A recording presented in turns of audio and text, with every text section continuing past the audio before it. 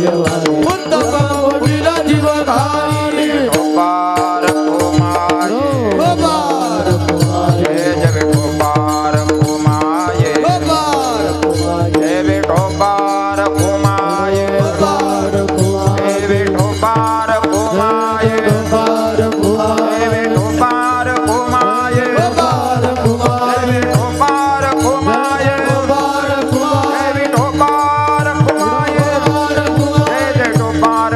कुमाये जय विठोबार कुमाये जय विठोबार कुमाये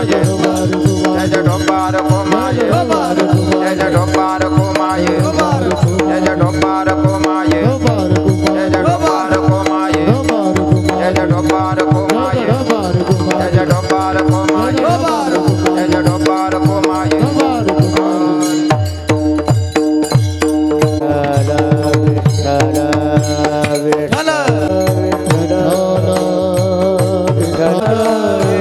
ज्ञानात भगवान माऊली ज्ञानेश्वर महाराज जगद्गुरु तुकाराम महाराज सद्गुरु जोग महाराज गुरु मोठे बाबा गुरु नंदू सिंह बाबा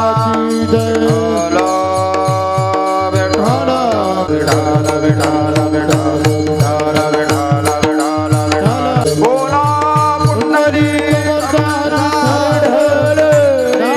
ज्ञानदेव हरिनाथ भगवान की जय रामचंद्र भगवान की जय पवन पुत्र हनुमान की जय गोपाल कृष्ण भगवान की जय उमापति महादेव की जय ज्ञानेश्वर महाराज की जय सद्गुरु तुकाराम महाराज की जय सद्गुरु जोग महाराज की जय गुरु मोठे बाबा की जय गुरु नंदू सिंह बाबा की जय बोलो रे भाई सब संतना की जय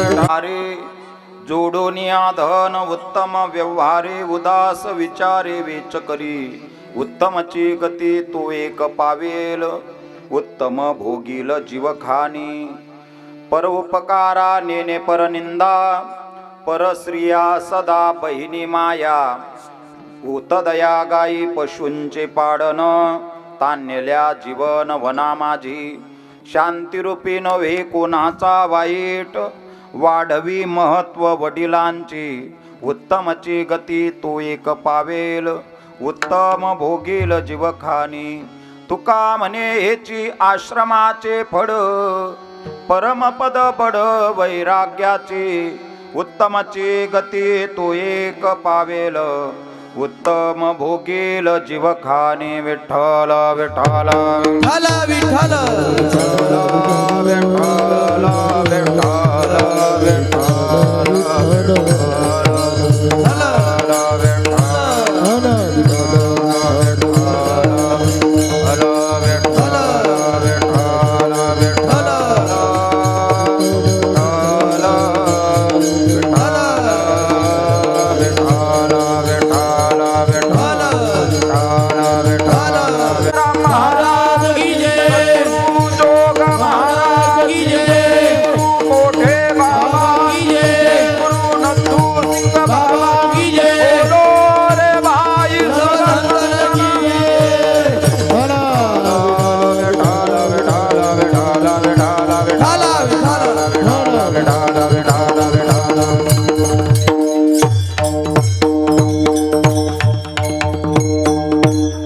लोकाभिरामं रणरंगधीरं राजीवनेत्रं रघुवंशनाथं कारुण्यरूपं करुणाकरन्तं श्रीरामचन्द्रं शरणं प्रपद्ये मनोजवं मारुततुल्यवेगं जितेन्द्रियं बुद्धिमतां वरिष्ठं वातात्मजं वानरयूतमुख्यं श्रीरामदूतं शरणं प्रपद्ये योऽन्तःप्रविश्य मम वाचमिमां प्रसुप्तां सञ्जीवयत्य किल शक्तिधरस्वधाम्ना अन्याउष्टहस्तचरणश्रवणत्वगादीन् प्राणान्नमो भगवते पुरुषाय तुभ्यं समचरण सरोजं सान्द्रनीलाम्बुदाभं जगन्नीतपाणिं मण्डनं मण्डनानां तरुणतुलसीमाला कन्धरं कञ्जनेत्रं सदयधवलहासं विठ्ठलं चिन्तयामि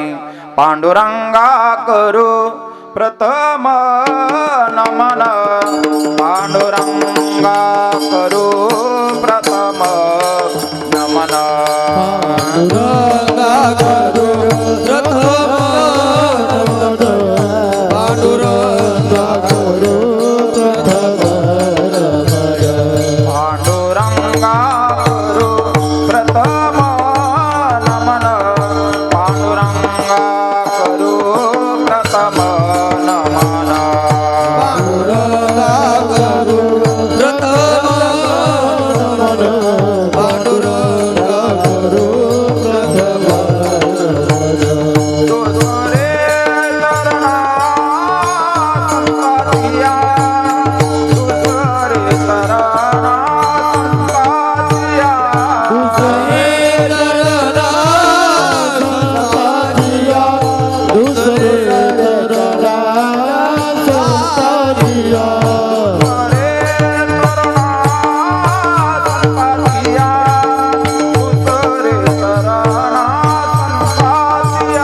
दुसरे चरणा संताजिया दुसरे चरणा संताजिया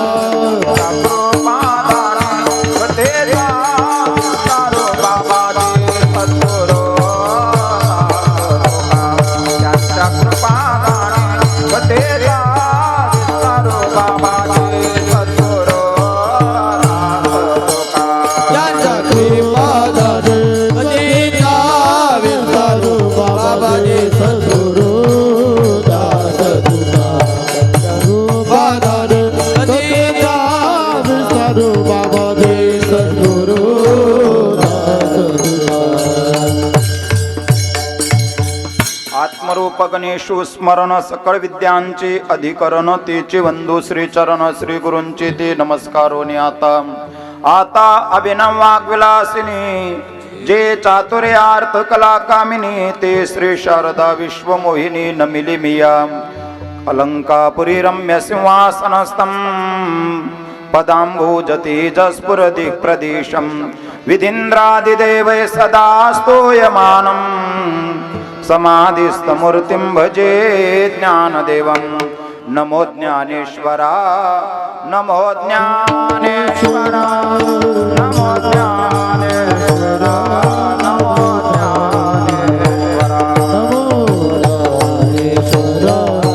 नमो ज्ञानेश्वरा नमो ज्ञानेश्वरा नमो ज्ञानेश्वरा नमो ज्ञानेश्वरा नमो ज्ञानेश्वरा नमो ज्ञानेश्वरा नमो ज्ञानेश्वरा नमो ज्ञानेश्वरा नमो ज्ञानेश्वरा नमो ज्ञानेश्वरा नमो ज्ञानेश्वरा योग प्रेमदारा सोपानदेवा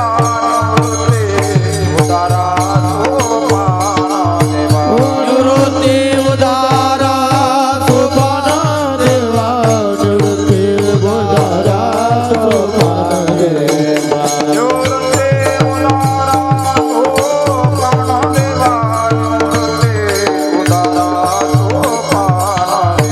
निवृत्ती उदारा सोपान देवा निवृत्ती उदारा सोपान देवा मुक्ताबाजी नमो त्रिभुवन पावनी मुक्ताय जननी देवाची दे मुक्ताबाजी नमो त्रिभुवन पावनी आनंदाय जननी देवाची दे मुक्ताबाई नमो त्रिभुवन पावनी आनंदाय जननी देवाची दे मुक्ताबाई नमो त्रिभुवन पावनी आनंदाय जननी देवाची दे कायमा जीवानी मानेल संतासी रंजवू चित्तासी आपुलिया माझी वाणी तुझे वर्णी गुणनाम ऐसी दे प्रेम काही कडा संपाद्य ज्ञानांच विधाय भक्तिम विलोकितो येन समाधी राजा वैराग्यवंतं सुविचारयुक्तं नमामि जोगं शिरसा गुरुंतं मस्तक हे पायावरी या वारकरी संतांच्या सेवे लागे सेवक झालो तुमच्या लागलो निज चरणा अहो स्वामी तुकया देवा यावरी न करावा अव्हेरो जोडून धन उत्तम व्यवहारे उदास विचारे वेच करी उत्तमची गती तो एक पावेल उत्तम भोगील जीवखानी प्रस्तुत प्राप्त प्रसंगी भगवत चरणारविंदी कीर्तन रूपी सेवा समर्पित करण्यासाठी उपस्थित संत महंत भक्तिमती माता व भाविक भक्तांच्या समोर म्हणून दाखवलेला अभंग देहूचे सुप्रसिद्ध साधू महाराष्ट्रभूषण जगद्वंदनीय जगद्गुरु तुकोबाराय यांचा 6 चरणाचा भगवा यावत मानव जातीतील विशिष्ट असणाऱ्या कर्ममार्गी लोकांना उपदेश करणारा गोडाभंग आहे. विठाला विठाला विठाला विठाला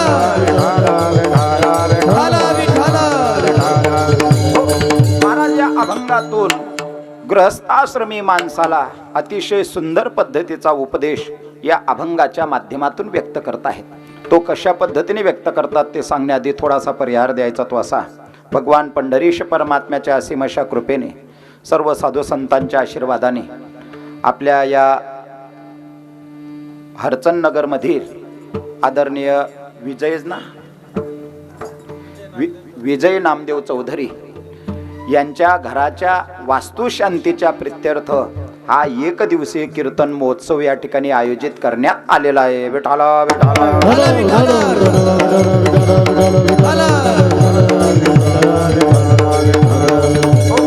आणि एक प्रकारे एक योगायोग सुद्धा म्हणावा लागेल. आज वास्तुशांतीचा पूर्णाहुतीचा दिवस आहे आणि त्यातल्या त्यात आमच्या विजयदादांच्या वडिलांच्या 31व्या पुण्यतिथीचा सुद्धा संयम योग आजच्या दिवशी जुडून आलेला आहे. विठाला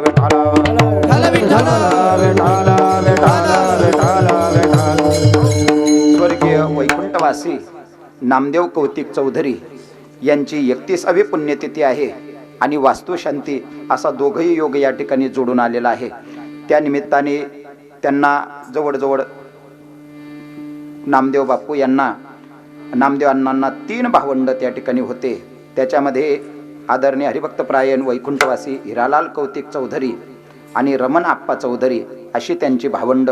मुलं 3 आहेत. त्याच्यामध्ये वैकुंठवासी संजय नामदेव चौधरी तथा मोठा भाऊ, त्याच पद्धतीने श्री हरिभक्तपरायण विजय नामदेव चौधरी आणि किशोर नामदेव चौधरी. पाठीमागे धर्मपत्नी गंगा भागीरथी विमलबाई नामदेव चौधरी असा हा समस्त चौधरी परिवार या ठिकाणी जोडून आलेला आहे. विठाला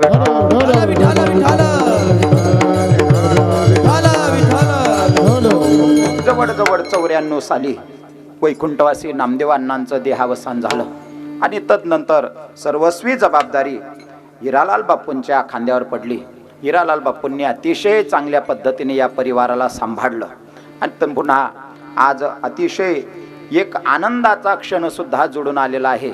कारण आमच्या विजयदादांनी त्या ठिकाणी सुंदर अशी वास्तूचीही निर्मिती आज या ठिकाणी केलेली आहे आणि त्या वास्तूच्या निर्मितीचा काय योगायोग वडिलांच्याही पुण्यतिथीचा एक योग येतोय हे आणि आपल्या वास्तूच्या नवीन वास्तूमध्ये प्रवेशाचा सुद्धा आज एक प्रकारचा योग या ठिकाणी आलेला आहे.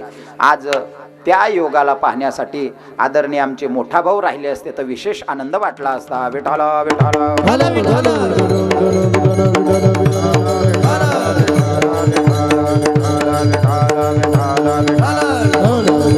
आमच्या प्रेम आदरणीय पियुष यांच्या घराच्या नवीन वास्तूच्या वास्तुशांतीच्या प्रित्यर्थ हा 1 दिवसीय कीर्तन महोत्सव या ठिकाणी आयोजित करण्यात आलेला आहे.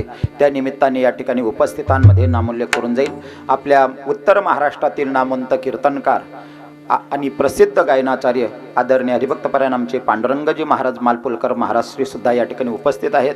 त्याच पद्धतीने उत्तर महाराष्ट्रातील नामवंत कीर्तनकार, आमच्या वारकरी शिक्षण संस्थेतील आदर्श विद्यार्थी, भजननिष्ठ व्यक्तिमत्व, संगीत रत्न आदरणीय वासुदेवजी महाराज खोकराडेकर महाराज श्री सुद्धा या ठिकाणी उपस्थित आहेत। आपल्या उत्तर महाराष्ट्रातील नामवंत गायनाचार्य, नामवंत हार्मोनियम वादक आदरणीय हरिभक्तपरायण आमचे पांडू आप्पा लांबकानीकर आप्पासाहेब सुद्धा या ठिकाणी उपस्थित आहेत। त्याच पद्धतीने नर्मदा माईची 3 परिक्रमा ज्यांच्या माध्यमातून पूर्ण झाल्या ते आदरणीय आमचे विक्रमजी महाराज सुरतकर महाराज श्री सुद्धा या ठिकाणी उपस्थित आहेत। मृदंग क्षेत्रातलं एक वादळ म्हटलं तरी काही हरकत नाही, आमची प्रसिद्ध मृदंगाचार्य, ज्ञान कैवल्य वारकरी शिक्षण संस्थेचे संस्थापक अध्यक्ष आदरणीय आमचे पाऊबा महाराज वैंदानेकर। त्याच पद्धतीने दोघेही परम आदरणीय महन्मनीय कृष्णाजी माऊली जायखेडकर या परंपरेतले चोपदार मंडळी। त्याच पद्धतीने महन्मनीय कृष्णाजी माऊली जायखेडकर या परंपरेतले पायक, त्यांचे निष्ठावान साधक, आणि ज्यांच्याकडे पाहिल्यानंतर असं वाटतं की आपण तुकोबारायांना तर पाहिलं नाही, पण आता प्रत्यक्ष या आधुनिक काळात आमचे तुकोबाराय या ठिकाणी आले का काय, असे तुकोबाराय स्वरूप म्हणून ज्या व्यक्तिमत्वाकडे पाहिलं जातं ते आदरणीय आमचे हिरामनबाईजी, आदरणीय महाराज मंडळी सुद्धा या ठिकाणी उपस्थित आहेत। सुंदर अशी ज्यांची साऊंड सिस्टीम ते साऊंड सिस्टीमचे सर्वेसर्वा। त्याच पद्धतीने आपलं हे कीर्तन संपूर्ण महाराष्ट्राच्या कानाकोपऱ्यात पोहोचवण्याचं जे काम करत आहेत ते वारकरी रत्न वारकरी कीर्तन रत्नाचे सर्व आदरणीय आमचे मुकेश दादा। त्याच पद्धतीने या परिवारावर जीवापाड प्रेम करणारे त्यांचे सर्व आप्त स्वकीय नातेवाईक मंडळी, या सर्वांच्या उपस्थितीमध्ये हा 1 दिवसीय कीर्तन महोत्सवाची या ठिकाणी सांगता होते। विठाला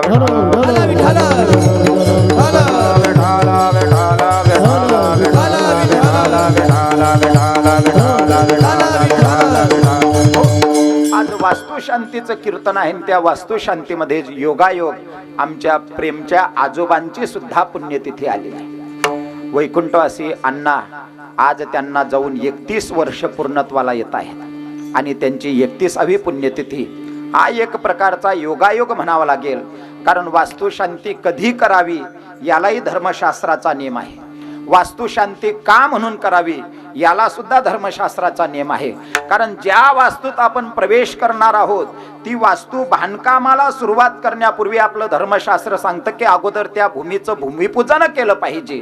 भूमिपूजन करण्याच्या संदर्भात सुद्धा आख्यायिका सांगितली जाते, ज्या घरामध्ये कुठल्याही पद्धतीची अडचण कदापि येऊ नये, घर बांधत असताना ज्या घरामध्ये पैशांची चणचण भासू नये, आपल्याला कामगारांनी अतिप्रमाणात त्रास देऊ नये असं ज्यांना वाटतं अशा भाविकांनी घराचं भूमिपूजन जर अक्षय तृतीयेला केलं, म्हणजे आखाजीला जर केलं, तर त्या घरामध्ये कुठल्याही पद्धतीची चणचण अडचण भासत नाही। विठाला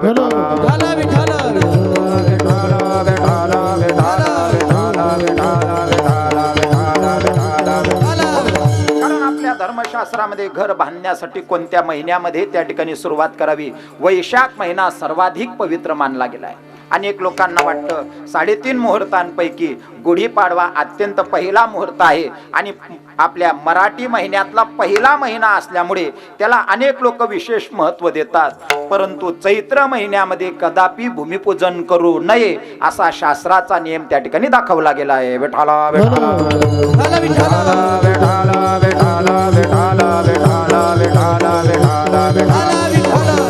भूमिपूजनासाठी वैशाख महिना सर्वाधिक पवित्र मानला गेला आहे।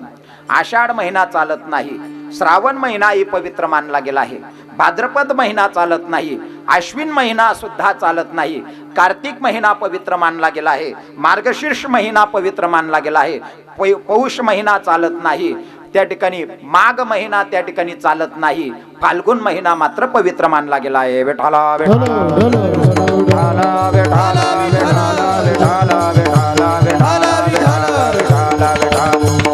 पुन्हा वास्तुशांतीच्या संदर्भात सुद्धा उल्लेख करताना का म्हणून वास्तुशांती करायची असते, वास्तुशांती करण्याच्या पाठीमागचं कारण असं आहे की ज्या घरामध्ये ज्या वास्तूमध्ये आपण त्या ठिकाणी राहायला जाणार आहोत त्या वास्तूचं पूजन झालं पाहिजे। कारण त्या ठिकाणी ज्या विटा आपण आणलेल्या असतात, जी रेती आपण आणलेली असते जे सिमेंट वगैरे आपण या गोष्टी आणलेल्या असतात, विटा आणि रेती कोणत्या जागेवरून त्या विटा, कोणत्या मातीच्या त्या विटा बनलेल्या आहेत, कोणत्या ठिकाणाहून ती रेती आणलेली आहे, असे अनेक दोष त्या ठिकाणी राहतात.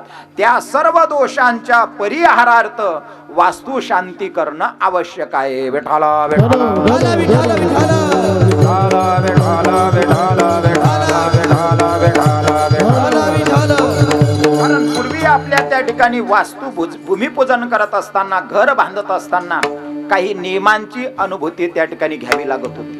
म्हणून त्या ठिकाणी नियम करत असताना अशा पद्धतीचे नियम मांडले गेलेले आहेत की त्या ठिकाणी ज्या जागेवर आपल्याला घर बांधायचं आहे ती जागा पवित्र आहे का नाही हे पाहावं लागतं.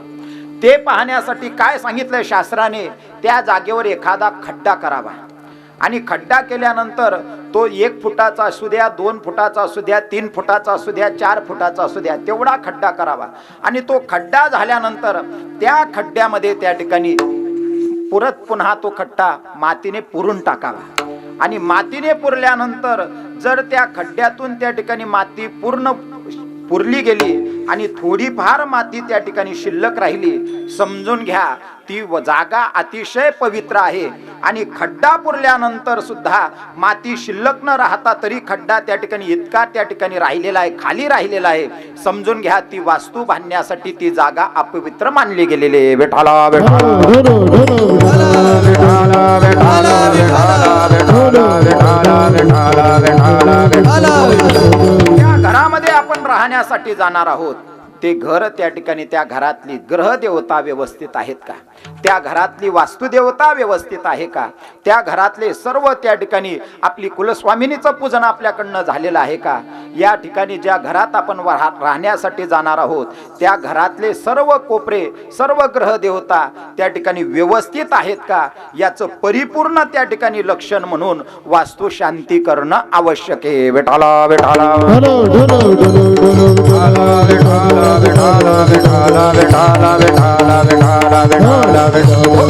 कारण घर बांधत असताना शास्त्रकार सांगतात की सहजासहजी दक्षिण दिशेला तोंड करून घर नसावं. आणि जर दक्षिण दिशेला तोंड करून घर असेलच तर शास्त्रकार सांगतात त्या घरामध्ये मदिरा म्हणा, मांस म्हणा कदापि सेवन करू नये. कारण घराच्या पाण्याचा उतारा हा नेहमी उत्तरेला असला पाहिजे, पूर्वेला असला पाहिजे किंवा त्या ठिकाणी पश्चिमेला असला पाहिजे. गृहस्थाश्रमी माणसासाठी सर्वात उत्तम घर जर कोणतं असेल तर पश्चिममुखी असणारं जे घर आहे ते सर्वाधिक पवित्र मानलं जातं. उत्तरमुखी एक तर दरवाजा असावा, एक तर पूर्वमुखी दरवाजा असावा. या सर्व गोष्टींचं नियमाने पालन त्या ठिकाणी करून अशा पद्धतीचं घर बांधलं जातं. आणि हे जर घर झालं तर ते वास्तुशास्त्राच्या दृष्टिकोनातून अतिशय योग्य मानलं जातं. विठाला विठाला विठाला विठाला विठाला विठाला विठाला विठाला विठाला विठाला विठाला. त्या घरामध्ये बरोबर ईशान्य बाजूला त्या ठिकाणी देवतांचं वास्तव्य असतं, म्हणून त्या ईशान्य बाजूला त्या ठिकाणी देवघर असावं. आग्नेय दिशेला बरोबर अग्नीचं वास्तव्य असतं, म्हणून आग्नेय दिशेला त्या ठिकाणी तुमचं किचन म्हणा, स्वयंपाकगृह त्या ठिकाणी असला पाहिजे. पश्चिमेला किंवा नैऋत्य दिशेला त्या ठिकाणी तुमचं बेडरूम असला पाहिजे. अतिशय वास्तुशास्त्रानुसार अतिशय काटेकोर पद्धतीने आमच्या विजयदादांनी हे घर बनवलेलं आहे. म्हणून आज एक प्रकारे त्या घराची वास्तुशांती करण्याचा योग संपूर्ण त्या ठिकाणच्या अनेक त्यांच्या नातेवाईकांच्या मार्फत त्या ठिकाणी करण्याचा योग येतोय. विठाला विठाला विठाला विठाला विठाला कारण गृहस्थाश्रमामध्ये प्रवेश केल्यानंतर माणसाच्या जीवनामध्ये त्याला जीवन जगायचं असेल तर काटेकोर पद्धतीने त्याला जीवन जगण्यास सांगितलेलं आहे. त्याला अनेक पद्धतीच्या नियमांचं बंधन त्याच्या जीवनामध्ये येत असतं. कारण प्रत्येक माणसाच्या जीवनामध्ये 3 गोष्टी गरजेच्या मानल्या जातात. एक आहे अन्न, आपल्या शरीराचं भूक भागवण्यासाठी, आपल्या शरीराचं चलनवलन घडण्यासाठी अन्न महत्वाचं आहे. दुसरं आपलं शरीर झाकण्यासाठी वस्त्र महत्वाचं आहे. आणि तिसरं या शरीराला थंडीपासून म्हणा पावसापासून म्हणा, उन्हापासून म्हणा, संरक्षणासाठी निवाऱ्याचीही गरज आहे. म्हणून तो निवारा ज्याच्यामध्ये आपलं अख्खं जीवन जाणार आहे, अशा घराची वास्तुशांती करणं अत्यंत आवश्यक आहे. विठाला विठाला विठाला विठाला विठाला विठाला विठाला विठाला विठाला विठाला विठाला विठाला. आणि त्या घराची वास्तुशांती जर मार्गशीर्ष महिन्यामध्ये झालं तर विशेष फल त्याचं प्राप्त होतं. आणि खरोखर या परिवाराने मार्गशीर्ष महिन्याची योजना सुद्धा त्या ठिकाणी केलेली. कारण भगवान परमात्मा म्हणतात सर्व 12 महिन्यांमध्ये मार्गशीर्ष महिना जो आहे ती माझी विभूती. मासानाम मार्गशीर्षो. कारण भगवान परमात्मा म्हणतात सर्व महिन्यांमध्ये मार्गशीर्ष महिना माझी विभूती. या महिन्यात जर आपण त्या ठिकाणी घराची वास्तुशांती, गृहप्रवेश जर करून घेतला तर आपल्या घरामध्ये कोणत्याही गोष्टीची कमतरता भासत नाही. आपल्या घरामध्ये अन्नधान्याची कमतरता भासत नाही. आपल्या घरामध्ये धनाची कमतरता भासत नाही. म्हणून मार्गशीर्ष महिन्यात गृहप्रवेश करणं अत्यंत पवित्र मानलं गेलेलं आहे. विठाला विठाला विठाला विठाला विठाला विठाला विठाला विठाला विठाला विठाला विठाला विठाला. म्हणून त्या पद्धतीने आज या घराची वास्तुशांती करण्याचा योग या परिवाराला त्या ठिकाणी प्राप्त होतंय. आणि 1 दिवसापासून या घराचं बांधकाम चाललेलं होतं आणि त्या बांधकामाची आज पूर्णाहुती होते. वास्तुशांती झाली म्हणजे त्या घरात आता गृहप्रवेश करायला काहीच हरकत नाही. जोपर्यंत त्या घरात आपण वास्तुशांती करत नाही, सत्यनारायण देवतेची पूजा करत नाही, होम हवन त्या ठिकाणी करत नाही, अनेक देवतांना त्या ठिकाणी समिधा आपण अर्पण करत नाही, तर्पण करत नाही, तोपर्यंत ती वास्तुदेवता आपल्यावर क्रोधित असते. आणि म्हणून त्या घरामध्ये आपल्याला नैराश्यासारखी भूमिका वाटते. परंतु आज एक प्रकारे या घराची वास्तुशांती अतिशय काटेकोर पद्धतीने, अतिशय व्यवस्थित पद्धतीने या परिवाराने त्या ठिकाणी करून दाखवली. एक प्रकारे त्या घरात सकारात्मकता आता त्या ठिकाणी निर्माण झालेली असेल. आणि जिकडे तिकडे आनंदमय वातावरण. या घरातल्या सर्व परिवारातील जो कुटुंबातला प्रमुख व्यक्ती आहे त्यांना चांगल्या प्रकारचं स्वास्थ्य त्या ठिकाणी प्राप्त होईल, त्यांना चांगल्या प्रकारचं आरोग्य प्राप्त होईल आणि त्यांना प्रत्येक कार्यामध्ये यश प्राप्त होईल. ही वास्तुदेवता सर्व आशीर्वाद त्यांच्या जीवनामध्ये देत असतं. म्हणून वास्तुशांती करणं आवश्यक आहे. विठाला विठाला विठाला विठाला विठाला विठाला विठाला विठाला विठाला विठाला विठाला विठाला. अशा या वास्तुशांतीच्या प्रित्यर्थ हा 1 दिवसीय कीर्तन महोत्सव या ठिकाणी आयोजित करण्यात आलेला आहे. त्या निमित्ताने जो अभंग घेतलेला आहे जगद्गुरु तुकोबारायांचा अभंग आहे. या अभंगामध्ये जगद्गुरु तुकोबाराय गृहस्थाश्रमी माणसाला त्या ठिकाणी सुंदर पद्धतीचा उपदेश करत आहेत. आणि उपदेश करत असताना तुकोबाराय म्हणतात की बाबांनो, अभंगाचा प्रतिपाद्य विषय असा आहे. महाराज म्हणतात तुम्ही तुमच्या जीवनामध्ये जे धन आहे ते जोडून ठेवा आणि उदास विचाराने त्याचा वेच करत राहा, खर्च करत राहा, दान धर्म करत राहा. आणि या तत्वाने जर तुम्ही राहिले तर तुमच्या जीवनामध्ये उत्तम अशी गती प्राप्त होईल आणि उत्तम असणाऱ्या जीवखानीमध्ये तुम्ही उपभोगणार. अशा पद्धतीच्या उत्तम जीवखानी तुम्हाला भोगायला मिळेल.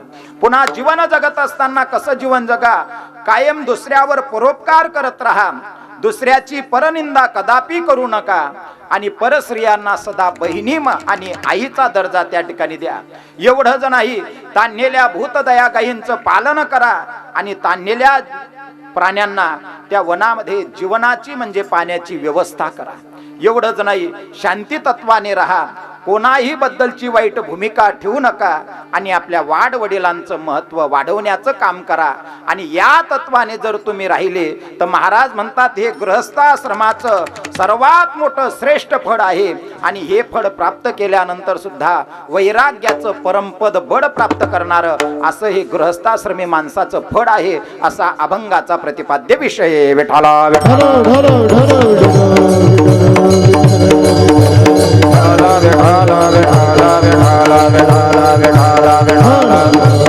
महाराजांची अभंग गाथा जर पाहिली तर त्या ठिकाणी आपल्याला उपदेशपर प्रकरण जर पाहिलं तर जवळजवळ 1000 ते 1200च्या आसपास अभंग महाराजांचे उपदेशपर प्रकरणातील आहेत. एवढे अभंग महाराजांनी समाजाला उपदेश केलेला आपल्याला निदर्शनाला येत असतात. त्या उपदेश करत असताना सुद्धा महाराज सर्व लोकांना सारख्या पद्धतीने उपदेश प्रत्येक अभंगामध्ये करत नाही. त्यांची पात्रता पाहतात, त्यांचा अधिकार पाहतात. कारण कोणाला हा उपदेश योग्य आहे, कोणाला उपदेश योग्य नाही.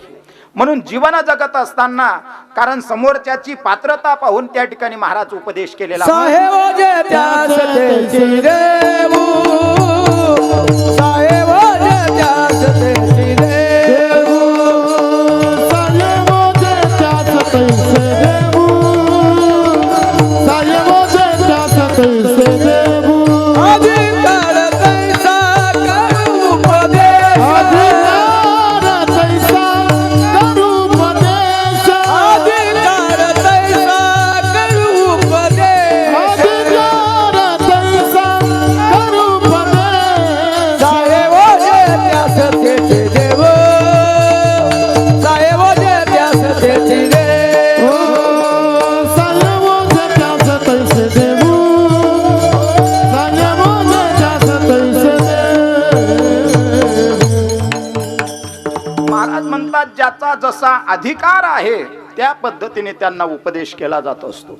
गृहस्थाश्रमी माणसाला उपदेश करताना वेगळ्या पद्धतीचा उपदेश केला जातो. ब्राह्मणाला त्या ठिकाणी उपदेश करताना वेगळ्या पद्धतीने उपदेश केला जातो. ब्रह्मचारी अवस्थेत राहणाऱ्यांना वेगळ्या पद्धतीचा उपदेश केला जातो. वानप्रस्थ अवस्थेत प्राप्त झालेल्याला वेगळ्या पद्धतीचा उपदेश केला जातो आणि संन्याशाला त्या ठिकाणी वेगळ्या पद्धतीचा उपदेश केलेला आपल्याला निदर्शनाला येत असतो. कारण त्या ठिकाणी ब्रह्मचारी अवस्थेत राहत असताना त्याने कसं जीवन जगावं त्याला उपदेश करताना तुकोबाराय म्हणून जातात, ब्रह्मचारी व्रते गोकावी अक्षरे. त्याने अक्षरांचं सतत चिंतन करत राहिलं पाहिजे. त्याच्या जीवनामध्ये अक्षरांचं नवीन वास्तूमध्ये प्रवेशाचा सुद्धा आज एक प्रकारचा योग या ठिकाणी आलेला आहे. आज त्या योगाला पाहण्यासाठी आदरणीय आमचे मोठा भाऊ राहिले असते तर विशेष आनंद वाटला असता. विठाला विठाला भला विठाला,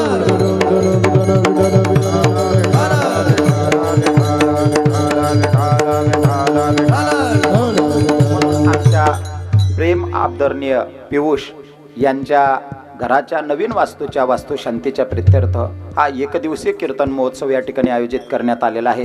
त्या निमित्ताने या ठिकाणी उपस्थितांमध्ये नामोल्लेख करून जाईल. आपल्या उत्तर महाराष्ट्रातील नामवंत कीर्तनकार आणि प्रसिद्ध गायनाचार्य आदरणीय हरिभक्तपरायण आमचे पांडुरंगजी महाराज मालपुलकर महाराज श्री सुद्धा या ठिकाणी उपस्थित आहेत. त्याच पद्धतीने उत्तर महाराष्ट्रातील नामवंत कीर्तनकार आमच्या वारकरी शिक्षण संस्थेतील आदर्श विद्यार्थी भजननिष्ठ व्यक्तिमत्व संगीत रत्न आदरणीय वासुदेवजी महाराज खोकराडेकर महाराज श्री सुद्धा या ठिकाणी उपस्थित आहेत. आपल्या उत्तर महाराष्ट्रातील नामवंत गायनाचार्य नामवंत हार्मोनियम वादक आदरणीय हरिभक्तपरायण आमचे पांडू आप्पा लांबकानीकर आप्पासाहेब सुद्धा या ठिकाणी उपस्थित आहेत. त्याच पद्धतीने नर्मदा माईची 3 परिक्रमा ज्यांच्या माध्यमातून पूर्ण झाल्या ते आदरणीय आमचे विक्रमजी महाराज सुरतकर महाराज श्री सुद्धा या ठिकाणी उपस्थित आहेत. मृदंग क्षेत्रातलं एक वादळ म्हटलं तरी काही हरकत नाही. आमचे प्रसिद्ध मृदंगाचार्य ज्ञान कैवल्य वारकरी शिक्षण संस्थेचे संस्थापक अध्यक्ष आदरणीय आमचे पाऊबा महाराज वैंदानेकर. त्याच पद्धतीने दोघेही परम आदरणीय महनमनीय कृष्णाजी माऊली जायखेडेकर या परंपरेतले चोपदार मंडळी. त्याच पद्धतीने महनमनीय कृष्णाजी माऊली जायखेडेकर या परंपरेतले पायक, त्यांचे निष्ठावान साधक आणि ज्यांच्याकडे पाहिल्यानंतर असं वाटतं की आपण तुकोबारायांना तर पाहिलं नाही, पण आता प्रत्यक्ष या आधुनिक काळात आमचे तुकोबाराय या ठिकाणी आले का काय असे तुकोबाराय स्वरूप म्हणून ज्या व्यक्तिमत्वाकडे पाहिलं जातं ते आदरणीय आमचे हिरामनबाईजी आदरणीय महाराज मंडळी सुद्धा या ठिकाणी उपस्थित आहेत. सुंदर अशी ज्यांची साऊंड सिस्टीम ते साऊंड सिस्टीमचे सर्वेसर्वा. त्याच पद्धतीने आपलं हे कीर्तन संपूर्ण महाराष्ट्राच्या कानाकोपऱ्यात पोहोचवण्याचं जे काम करत आहेत ते वारकरी रत्न वारकरी कीर्तन रत्नाचे सर्वेसर्वा आदरणीय आमचे मुकेश दादा.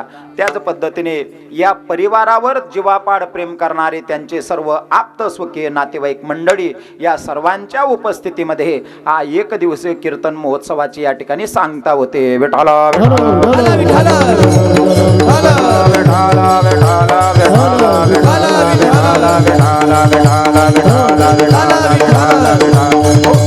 आज वास्तुशांतीचं कीर्तन आहे. त्या वास्तुशांतीमध्ये योगायोग आमच्या प्रेमच्या आजोबांची सुद्धा पुण्यतिथी आली आहे. वैकुंठवासी अण्णा आज त्यांना जाऊन 31 वर्ष पूर्णत्वाला येत आहेत आणि त्यांची 31वी पुण्यतिथी हा एक प्रकारचा योगायोग म्हणावा लागेल. कारण वास्तुशांती कधी करावी यालाही धर्मशास्त्राचा नियम आहे. वास्तुशांती का म्हणून करावी याला सुद्धा धर्मशास्त्राचा नियम आहे. कारण ज्या वास्तूत आपण प्रवेश करणार आहोत ती वास्तू बांधकामाला सुरुवात करण्यापूर्वी आपलं धर्मशास्त्र सांगतं की अगोदर त्या भूमीचं भूमिपूजन केलं पाहिजे. भूमिपूजन करण्याच्या संदर्भात सुद्धा आख्यायिका सांगितली जाते.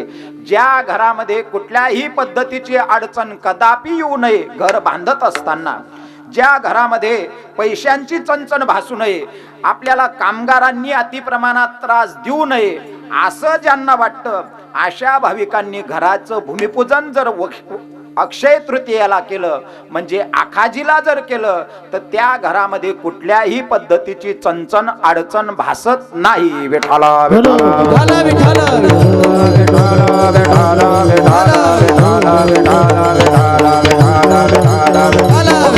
कारण आपल्या धर्मशास्त्रामध्ये घर बांधण्यासाठी कोणत्या महिन्यामध्ये त्या ठिकाणी सुरुवात करावी.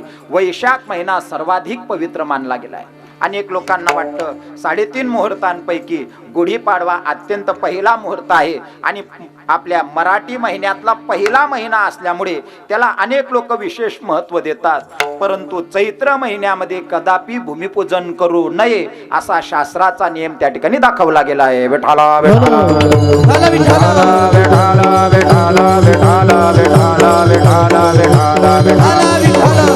भूमिपूजनासाठी वैशाख महिना सर्वाधिक पवित्र मानला गेला आहे.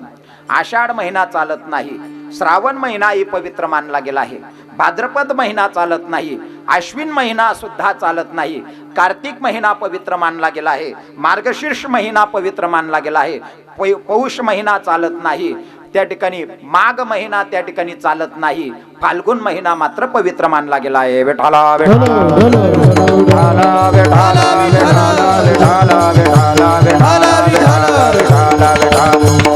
पुन्हा वास्तुशांतीच्या संदर्भात सुद्धा उल्लेख करताना का म्हणून वास्तुशांती करायची असते.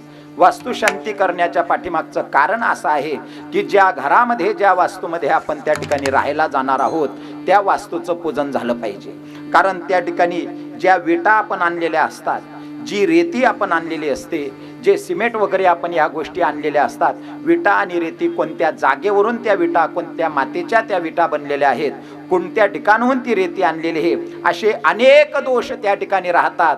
त्या सर्व दोषांच्या परिहारार्थ वास्तु शांती करणं आवश्यक आहे. विठाला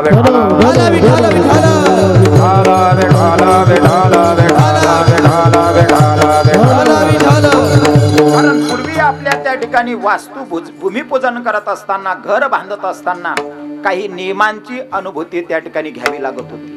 म्हणून त्या ठिकाणी नियम करत असताना अशा पद्धतीची नियम मांडली गेलेली आहेत की त्या ठिकाणी ज्या जागेवर आपल्याला घर बांधायचं आहे ती जागा पवित्र आहे का नाही हे पाहावं लागतं.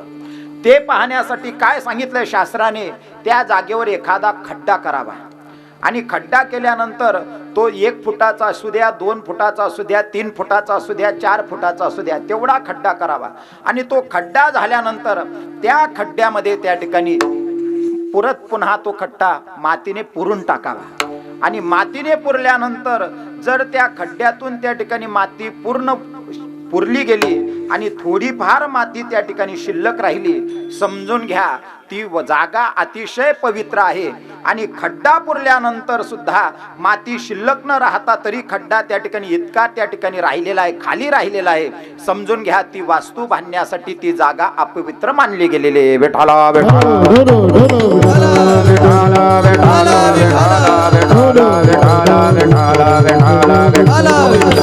त्या घरामध्ये आपण राहण्यासाठी जाणार आहोत, ते घर त्या ठिकाणी त्या घरातली ग्रह देवता व्यवस्थित आहेत का, त्या घरातली वास्तुदेवता व्यवस्थित आहे का, त्या घरातले सर्व त्या ठिकाणी आपली कुलस्वामिनीचं पूजन आपल्याकडनं झालेलं आहे का, या ठिकाणी ज्या घरात आपण राहण्यासाठी जाणार आहोत त्या घरातले सर्व कोपरे, सर्व ग्रह देवता त्या ठिकाणी व्यवस्थित आहेत का, याचं परिपूर्ण त्या ठिकाणी लक्षण म्हणून वास्तु शांती करणं आवश्यक आहे. विठाला विठाला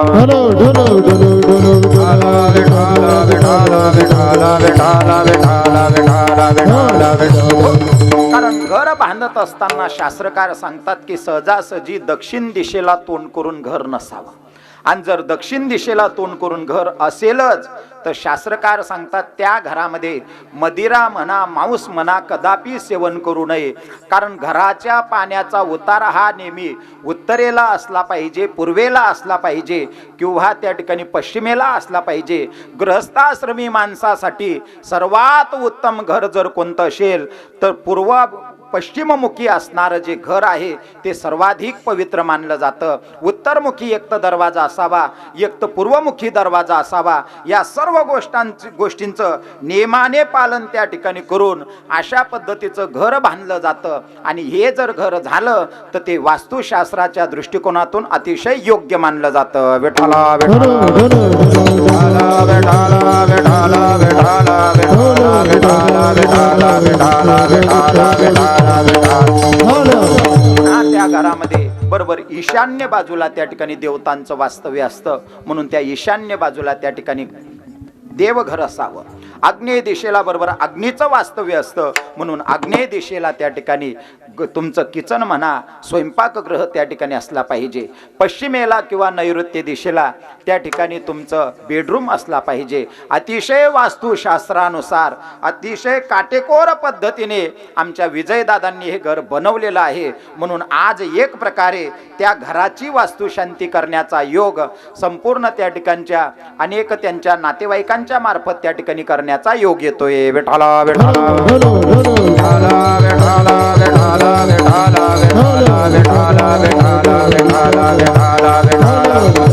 कारण गृहस्थाश्रमामध्ये प्रवेश केल्यानंतर माणसाच्या जीवनामध्ये त्याला जीवन जगायचं असेल तर काटेकोर पद्धतीने त्याला जीवन जगण्यास सांगितलेलं आहे. त्याला अनेक पद्धतीच्या नियमांचं बंधन त्याच्या जीवनामध्ये येत असतं. कारण प्रत्येक माणसाच्या जीवनामध्ये 3 गोष्टी गरजेच्या मानल्या जातात. एक आहे अन्न, आपल्या शरीराचं भूक भागवण्यासाठी आपल्या शरीराचं चलनवलन घडण्यासाठी अन्न महत्वाचं आहे. दुसरं आपलं शरीर झाकण्यासाठी वस्त्र महत्वाचं आहे. आणि तिसरं या शरीराला थंडीपासून म्हणा पावसापासून म्हणा उन्हापासून म्हणा संरक्षणासाठी निवाऱ्याचीही गरज आहे. म्हणून तो निवारा ज्याच्यामध्ये आपलं अख्खं जीवन जाणार आहे अशा घराची वास्तुशांती करणं अत्यंत आवश्यक आहे. विठ्ठला विठ्ठला विठ्ठला विठ्ठला विठ्ठला विठ्ठला विठ्ठला विठ्ठला विठ्ठला विठ्ठला विठ्ठला विठ्ठला. आणि त्या घराची वास्तुशांती जर मार्गशीर्ष महिन्यामध्ये झालं तर विशेष फल त्याचं प्राप्त होतं. आणि खरोखर या परिवाराने मार्गशीर्ष महिन्याची योजना सुद्धा त्या ठिकाणी केलेली. कारण भगवान परमात्मा म्हणतात सर्व 12 महिन्यांमध्ये मार्गशीर्ष महिना जो आहे ती माझी विभूती. मासानाम मार्गशीर्षो. कारण भगवान परमात्मा म्हणतात सर्व महिन्यांमध्ये मार्गशीर्ष महिना माझी विभूती. या महिन्यात जर आपण त्या ठिकाणी घराची वास्तुशांती गृहप्रवेश जर करून घेतला तर आपल्या घरामध्ये कोणत्याही गोष्टीची कमतरता भासत नाही. आपल्या घरामध्ये अन्नधान्याची कमतरता भासत नाही. आपल्या घरामध्ये धनाची कमतरता भासत नाही. म्हणून मार्गशीर्ष महिन्यात गृहप्रवेश करणं अत्यंत पवित्र मानलं गेलेलं आहे. विठ्ठला विठ्ठला विठ्ठला विठ्ठला विठ्ठला विठ्ठला विठ्ठला विठ्ठला विठ्ठला विठ्ठला विठ्ठला विठ्ठला. म्हणून त्या पद्धतीने आज या घराची वास्तुशांती करण्याचा योग या परिवाराला त्या ठिकाणी प्राप्त होतंय. आणि 1 दिवसापासून या घराचं बांधकाम चाललेलं होतं आणि त्या बांधकामाची आज पूर्णाहुती होते. वास्तुशांती झाली म्हणजे त्या घरात आता गृहप्रवेश करायला काहीच हरकत नाही. जोपर्यंत त्या घरात आपण वास्तुशांती करत नाही, सत्यनारायण देवतेची पूजा करत नाही, होम हवन त्या ठिकाणी करत नाही, अनेक देवतांना त्या ठिकाणी समिधा आपण अर्पण करत नाही, तर्पण करत नाही, तोपर्यंत ती वास्तुदेवता आपल्यावर क्रोधित असते. आणि म्हणून त्या घरामध्ये आपल्याला नैराश्यासारखी भूमिका वाटते. परंतु आज एक प्रकारे या घराची वास्तुशांती अतिशय काटेकोर पद्धतीने अतिशय व्यवस्थित पद्धतीने या परिवाराने त्या ठिकाणी करून दाखवली. एक प्रकारे त्या घरात सकारात्मकता आता त्या ठिकाणी निर्माण झालेली असेल. आणि जिकडे तिकडे आनंदमय वातावरण या घरातल्या सर्व परिवारातील जो कुटुंबातला प्रमुख व्यक्ती आहे त्यांना चांगल्या प्रकारचं स्वास्थ्य त्या ठिकाणी प्राप्त होईल, त्यांना चांगल्या प्रकारचं आरोग्य प्राप्त होईल आणि त्यांना प्रत्येक कार्यामध्ये यश प्राप्त होईल. ही वास्तुदेवता सर्व आशीर्वाद त्यांच्या जीवनामध्ये देत असतं. म्हणून वास्तुशांती करणं आवश्यक आहे. विठ्ठला विठ्ठला विठ्ठला विठ्ठला विठ्ठला विठ्ठला विठ्ठला विठ्ठला विठ्ठला विठ्ठला विठ्ठला विठ्ठला विठ्ठला या वास्तुशांतीच्या प्रित्यर्थ हा एक दिवसीय कीर्तन महोत्सव या ठिकाणी आयोजित करण्यात आलेला आहे. त्या निमित्ताने जो अभंग घेतलेला आहे जगद्गुरु तुकोबरायांचा अभंग आहे. या अभंगामध्ये जगद्गुरु तुकोबराय गृहस्थाश्रमी माणसाला त्या ठिकाणी सुंदर पद्धतीचा उपदेश करत आहेत. आणि उपदेश करत असताना तुकोबराय म्हणतात की बाबांनो, अभंगाचा प्रतिपाद्य विषय असा आहे. महाराज म्हणतात तुम्ही तुमच्या जीवनामध्ये जे धन आहे ते जोडून ठेवा आणि उदास विचाराने त्याचा वेच करत राहा, खर्च करत राहा, दान धर्म करत राहा. आणि या तत्वाने जर तुम्ही राहिले तर तुमच्या जीवनामध्ये उत्तम अशी गती प्राप्त होईल आणि उत्तम असणाऱ्या जीवखानीमध्ये तुम्ही उपभोगणार. अशा पद्धतीच्या उत्तम जीवखानी तुम्हाला भोगायला मिळेल. पुन्हा जीवन जगत असताना कसं जीवन जगा, कायम दुसऱ्यावर परोपकार करत राहा, दुसऱ्याची परनिंदा कदापि करू नका आणि परस्त्रियांना सदा बहिणी आणि आईचा दर्जा त्या ठिकाणी द्या. एवढंच नाही, तान्हेल्या भूतदया गायींचं पालन करा आणि तान्हेल्या प्राण्यांना त्या वनामध्ये जीवनाची म्हणजे पाण्याची व्यवस्था करा. एवढंच नाही, शांती तत्वाने राहा, कोणाही बद्दलची वाईट भूमिका ठेवू नका आणि आपल्या वाडवडिलांचं महत्त्व वाढवण्याचं काम करा. आणि या तत्वाने जर तुम्ही राहिले तर महाराज म्हणतात हे गृहस्थाश्रमाचं सर्वात मोठं श्रेष्ठ फळ आहे. आणि हे फळ प्राप्त केल्यानंतर सुद्धा वैराग्याचं परमपद बळ प्राप्त करणारं असं हे गृहस्थाश्रमी माणसाचं फळ आहे. असा अभंगाचा प्रतिपाद्य विषय. विठाला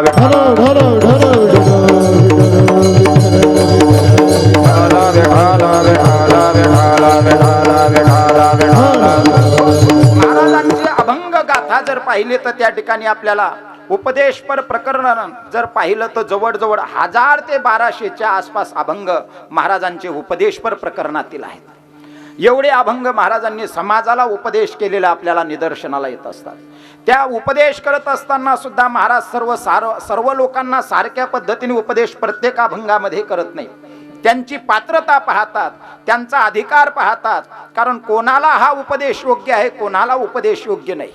म्हणून जीवन जगत असताना कारण समोरच्याची पात्रता पाहून त्या ठिकाणी महाराज उपदेश केलेला. साहेब जे त्यास तेची देऊ, साहेब जे त्यास तेची देऊ, साहेब जे त्यास तैसे देऊ, साहेब जे त्यास तैसे देऊ, अधिकार तैसा करू उपदेश, अधिकार तैसा करू उपदेश, अधिकार तैसा करू उपदेश, अधिकार तैसा करू उपदेश.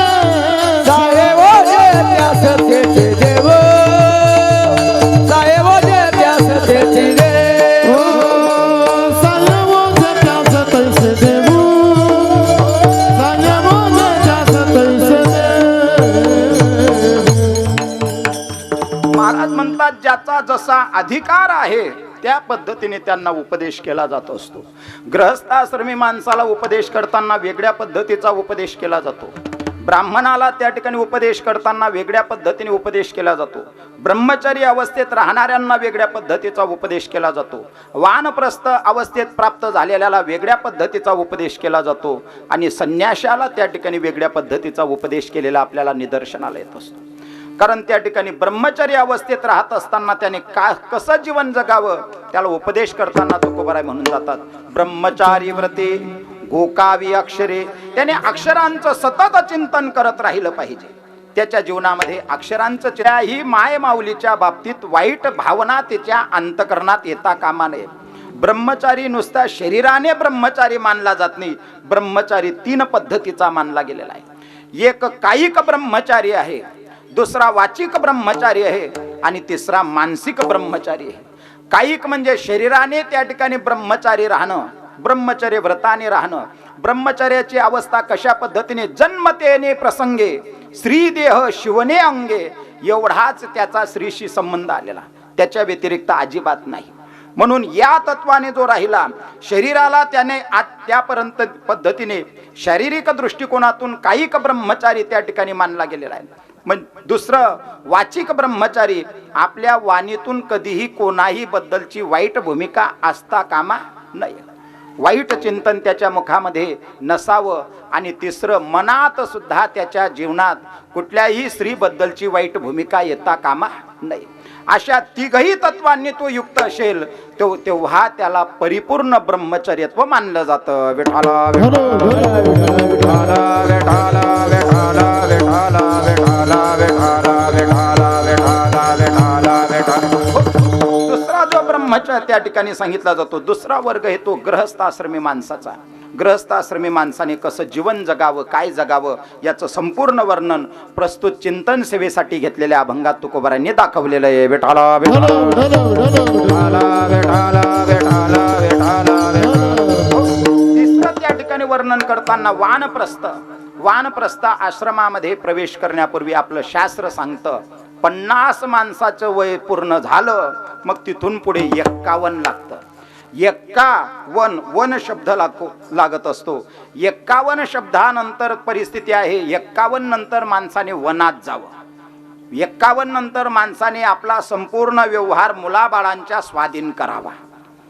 कारण त्या ठिकाणी जनक राजाच्या कानाजवळ एकच पांढरा झालेला केस जनक राजांनी पाहिला आणि जनक राजाने संपूर्ण 18 भार वनस्पती पुढे फडे ओढती पावित्या पोखरणी नदी गंगा वाहती. ज्या घरी कुलश्रिया राज्य राणी व संपत्ती हे सुख सांडून या कास या वनसेवेती.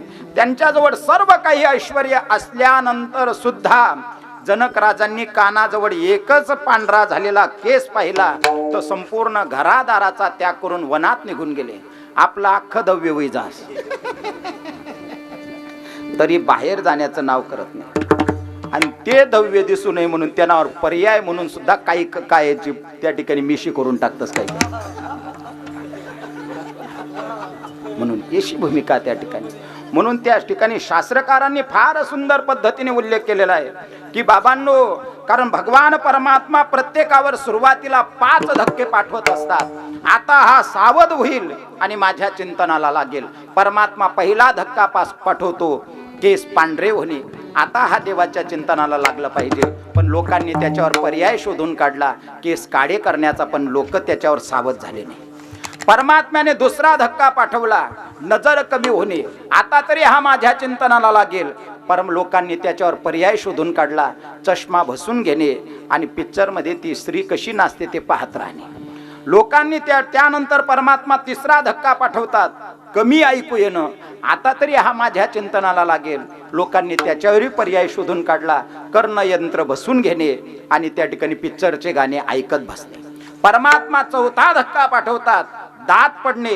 आता तरी माझ्या चिंतनाला लागेल, पण लोक जेवढे तेवढे उपटून घेतात आणि कवटी बसून घेतात आणि कडक कडक माल दाबत राहतात. 5वा धक्का पाठवतात आणि 5वा धक्का एवढा जबरदस्त आहे त्या धक्क्याचं नाव हे मरण. आणि ते मरण कोणालाही सोडू शकत नाही. म्हणून सावध झालं पाहिजे, देवाचं चिंतन केलं पाहिजे, भक्ती केली पाहिजे. म्हणून त्या ठिकाणी आपलं जीवन 51व्या वर्षात आपण पदार्पण केल्यानंतर सर्व व्यवहार मुलाबाळांच्या स्वाधीन करून आपण आपलं जीवन देवाच्या चिंतनात घालवलं पाहिजे. आता परिवाराकडे जास्त लक्ष न देता वानप्रस्थ वृत्तीने आपण राहिलं पाहिजे आणि देवाच्या चिंतनात आपला वेळ घालवला पाहिजे असं तत्व त्या ठिकाणी आपलं शास्त्र सांगतं की बाबांनो, वयाच्या 51व्या वर्षापासून ते 75 पर्यंत माणसाने वानप्रस्थाश्रम स्वीकारावा आणि 76व्या वर्षापासून ते 100 पर्यंत तुम्हाला जिथपर्यंत आयुष्य आहे तर 76 नंतर संन्यास आश्रमामध्ये प्रवेश करावा आणि सर्व संघाचा परित्याग करून टाकावा. संन्यासत्व त्याग संकल्पाचा संन्यासत्व त्याग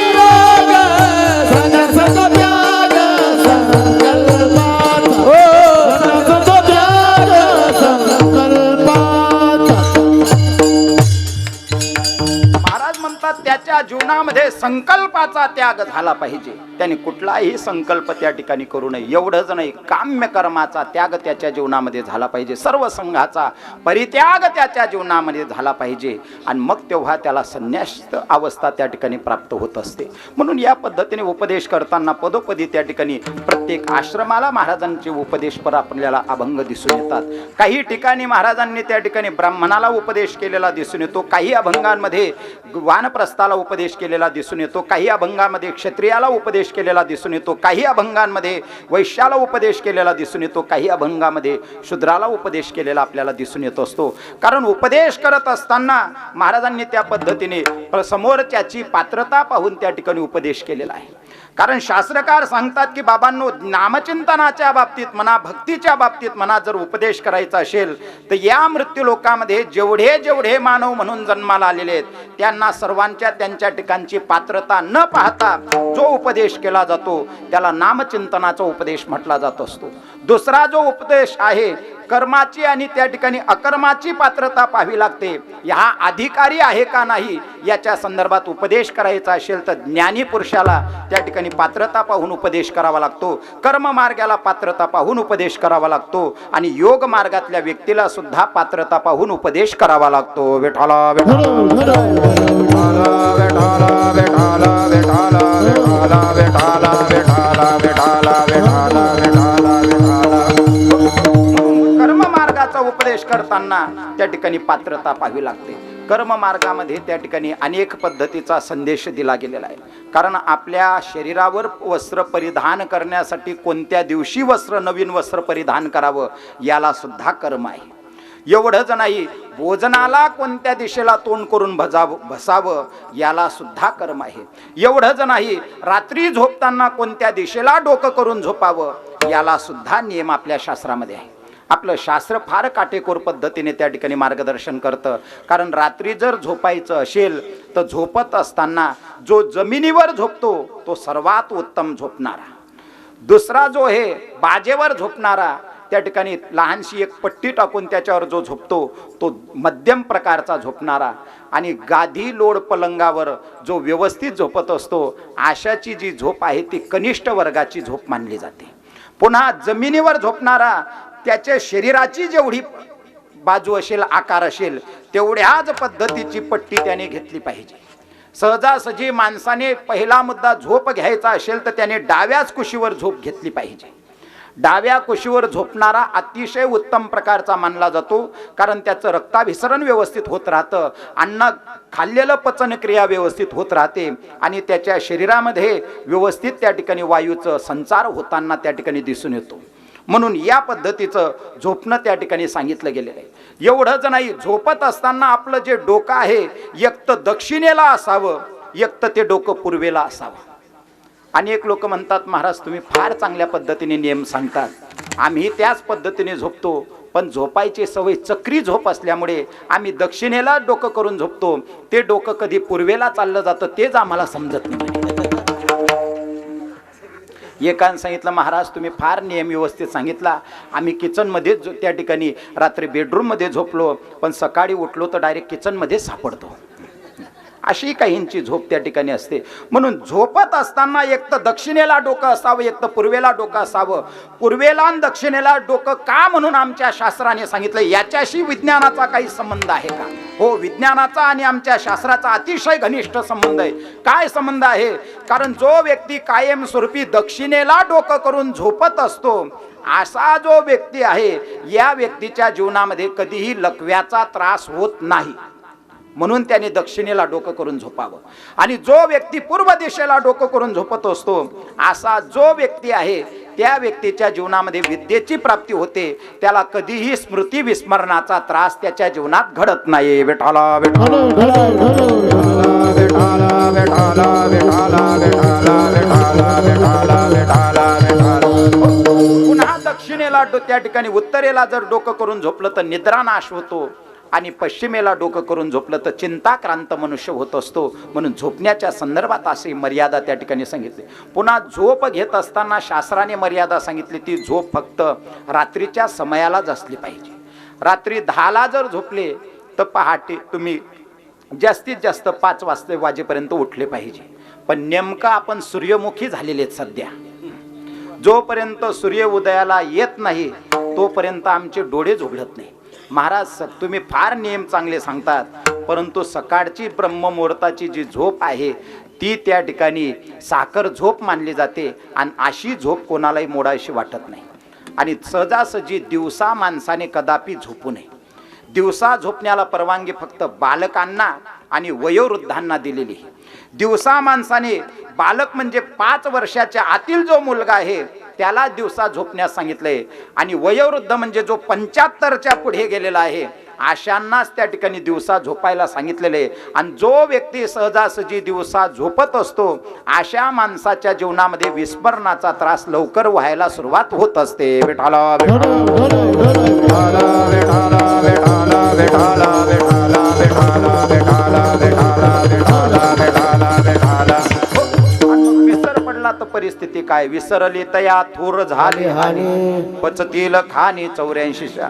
अरे बाबांनो, विस्मरण झालं का त्या ठिकाणी विसर पडायला लागला का आपल्याला परिवाराचा विसर पडायला लागतो, आपल्याला घरादाराचा विसर पडायला लागतो, आपल्याला देवाचा विसर पडायला लागतो, आपण काय वस्तू कोणाला दिलेल्या त्याचा विसर आपल्या जीवनामध्ये पडायला लागतो. म्हणून तुम्ही त्या ठिकाणी अनुभव घेऊन पहा.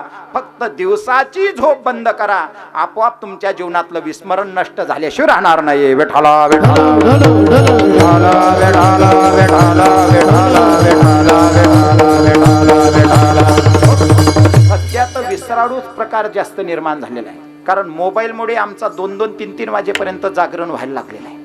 आणि त्याचा परिणाम आम्हाला दिवसा झोप त्या ठिकाणी निर्माण व्हायला लागली. सर्वच त्या ठिकाणी आम्ही आईत आरामात त्या ठिकाणी राहू लागलो, म्हणून आम्हाला दिवसा झोप त्या ठिकाणी निद्रा लागायला लागली.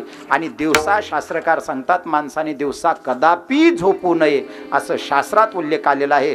दिवसा झोपायला परवानगी फक्त ग्रीष्म ऋतूमध्ये दिलेला आहे, कारण ग्रीष्म ऋतू जेव्हा प्रारंभ होतो, चैत्र आणि वैशाख समाप्त झाल्यानंतर तेव्हा आषाढ आणि असा हा महिना त्या ठिकाणी प्रारंभ होतो, तेव्हा त्या ठिकाणी दिवसा झोपायला आपल्याला शास्त्राने परवानगी दिलेली आहे. म्हणून दिवसा फक्त याच 2 महिन्यांमध्ये झोपावं, अन्यथा बाकीच्या महिन्यांमध्ये माणसाने दिवसा झोपू नये असंही नियम आहे.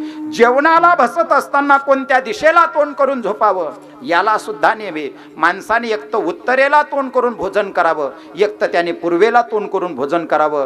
दक्षिणेला तोंड करून कदापि भोजन करू नये. जो व्यक्ती दक्षिणेला तोंड करून भोजन करतो त्याच्या जीवनात आरोग्याचा नाश होतो, आणि जो व्यक्ती पश्चिमेला तोंड करून भोजन करतो त्याच्या जीवनात लक्ष्मीचा नाश होत असतो. म्हणून असे सर्व नियम त्या ठिकाणी सांगितले गेलेत कर्म मार्गाच्या संदर्भात. त्याच पद्धतीने ज्ञान मार्गाच्या संदर्भात सुद्धा नियम सांगितले गेलेत. ज्ञान मार्गामध्ये सुद्धा पात्रता अपात्रता पाहावी लागते, अधिकार पाहावा लागतो. योग मार्गामध्ये सुद्धा पात्रता अपात्रता पाहावी लागते. फक्त भक्ती मार्ग असा आहे त्याच्यात पात्रता न पाहता उपदेश केला जात असतो. प्रस्तुतचा चिंतन सेवेसाठी घेतलेला जो अभंग आहे, या अभंगामध्ये गृहस्थाश्रमी माणसाला उपदेश करताना तुकोबाराय फार चांगल्या पद्धतीने संदेश देतात की बाबांनो, तू तुझ्या जीवनामध्ये जे धन आहे ते उत्तम प्रकारे जोडून ठेव, उत्तम प्रकारे त्या ठिकाणी जोडून ठेवलं पाहिजे, उत्तम प्रकारे त्याचा उदास विचाराने वेच केला पाहिजे. महाराज हा भाव अभंगाच्या प्रथम चरणामध्ये व्यक्त करत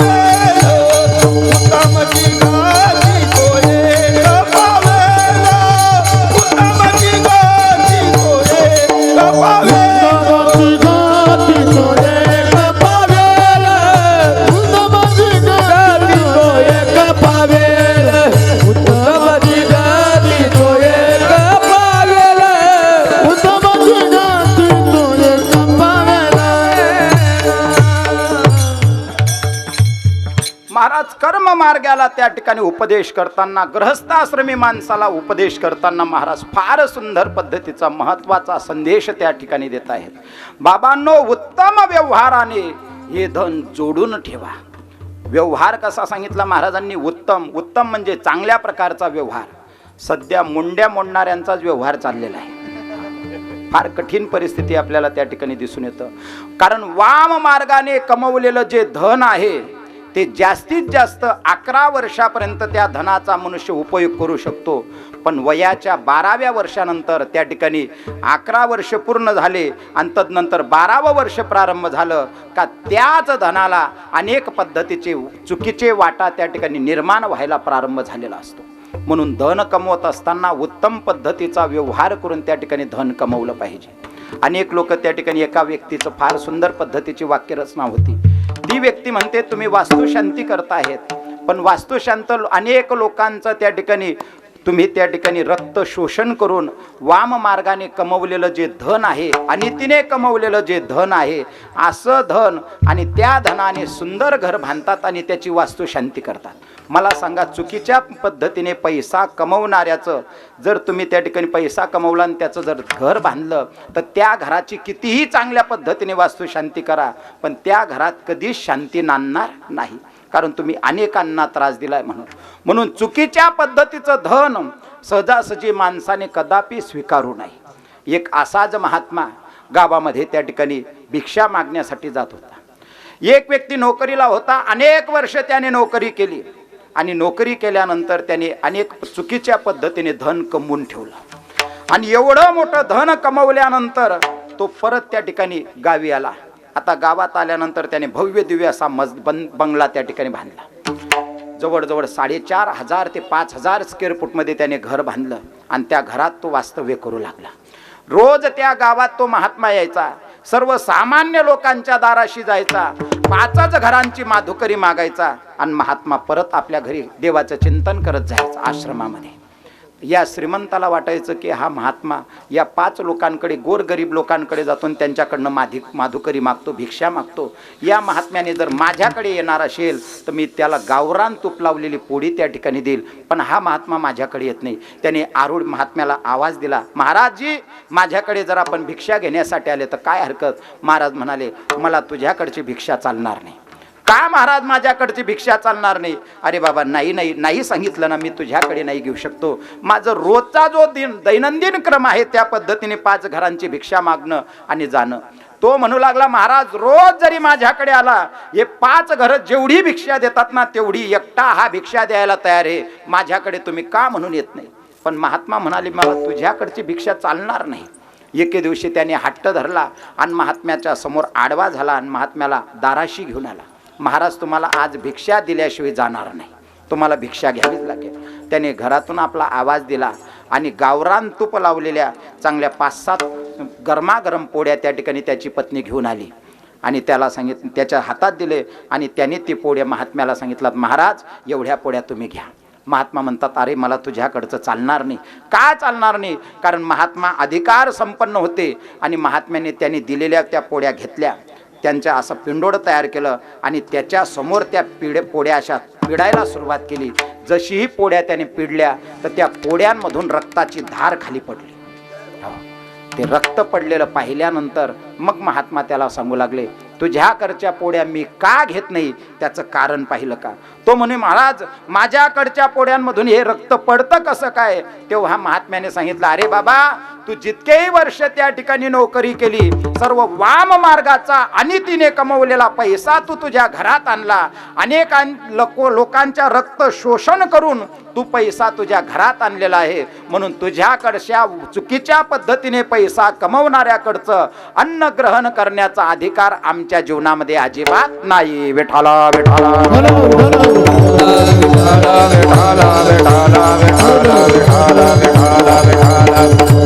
म्हणून धन कमवत असताना उत्तम मार्गाने ते धन कमवलं पाहिजे आणि उत्तम मार्गाने कमवलेलं धन ते उत्तम विचाराने, उदास विचाराने वेच केलं पाहिजे, खर्च केला पाहिजे.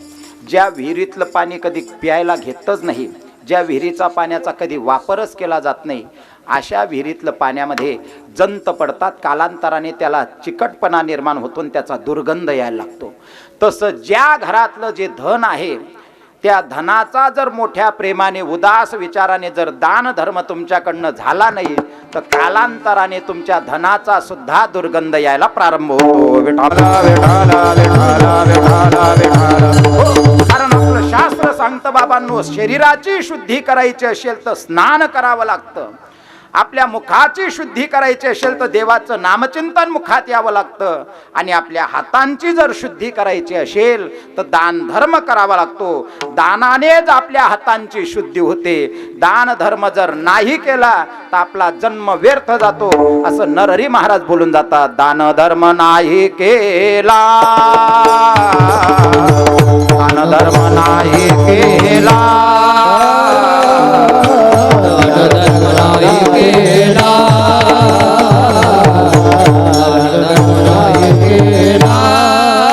शेवटी जन्म व्यर्थ गेला, शेवटी जन्म व्यर्थ गेला गेला. दान धर्म नाही केला, दान धर्म नाही केला, शेवटी जन्म व्यर्थ गेला, शेवटी गेला दान धर्म नाही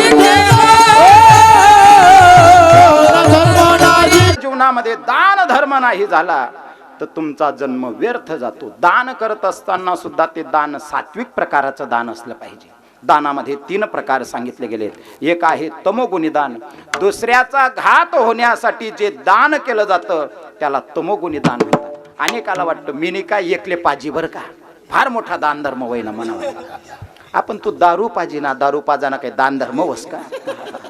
अनेक लोकांना वाटतं की मी त्याला पाजली. अरे बाबा, रोज पाजतो महाराज. अरे पण याच्याने दान धर्म तू करत नसून तुझ्याकडनं जे दान होतं ते तमोगुणी दान होतंय. एखाद्या तुम्ही म्हणता महाराज माझं रोजचं अन्न सत्र चाललेलं आहे, पण रोजच्या अन्न सत्रामध्ये काय खाऊ घालतो रे तू लोकांना. तो म्हणतो मी मांसाहारी पदार्थ लोकांना जे आवडतं ते खाऊ घालतो.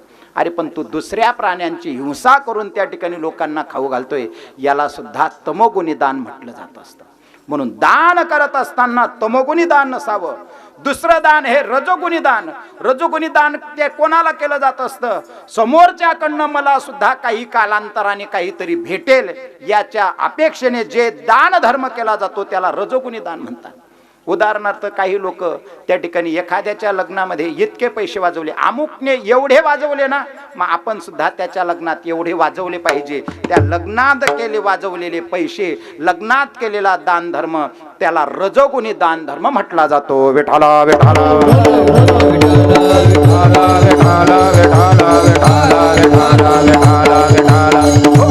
आणि पहिला जो दान धर्म आहे त्याला सत्वगुणी दान धर्म. आणि सत्वगुणी दान धर्माच्या बाबतीत देशे कालेच पात्रेच तद्दानम सात्विकम स्मृतम.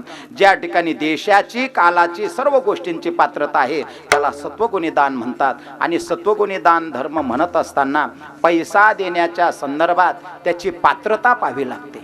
नाही तर तुम्ही एखाद्याला त्या ठिकाणी एखादा येतो, महाराज मला काहीतरी आंधळ्याला 5 रुपये द्या ना. आंधळा सुद्धा तो बनलेलाच असतो.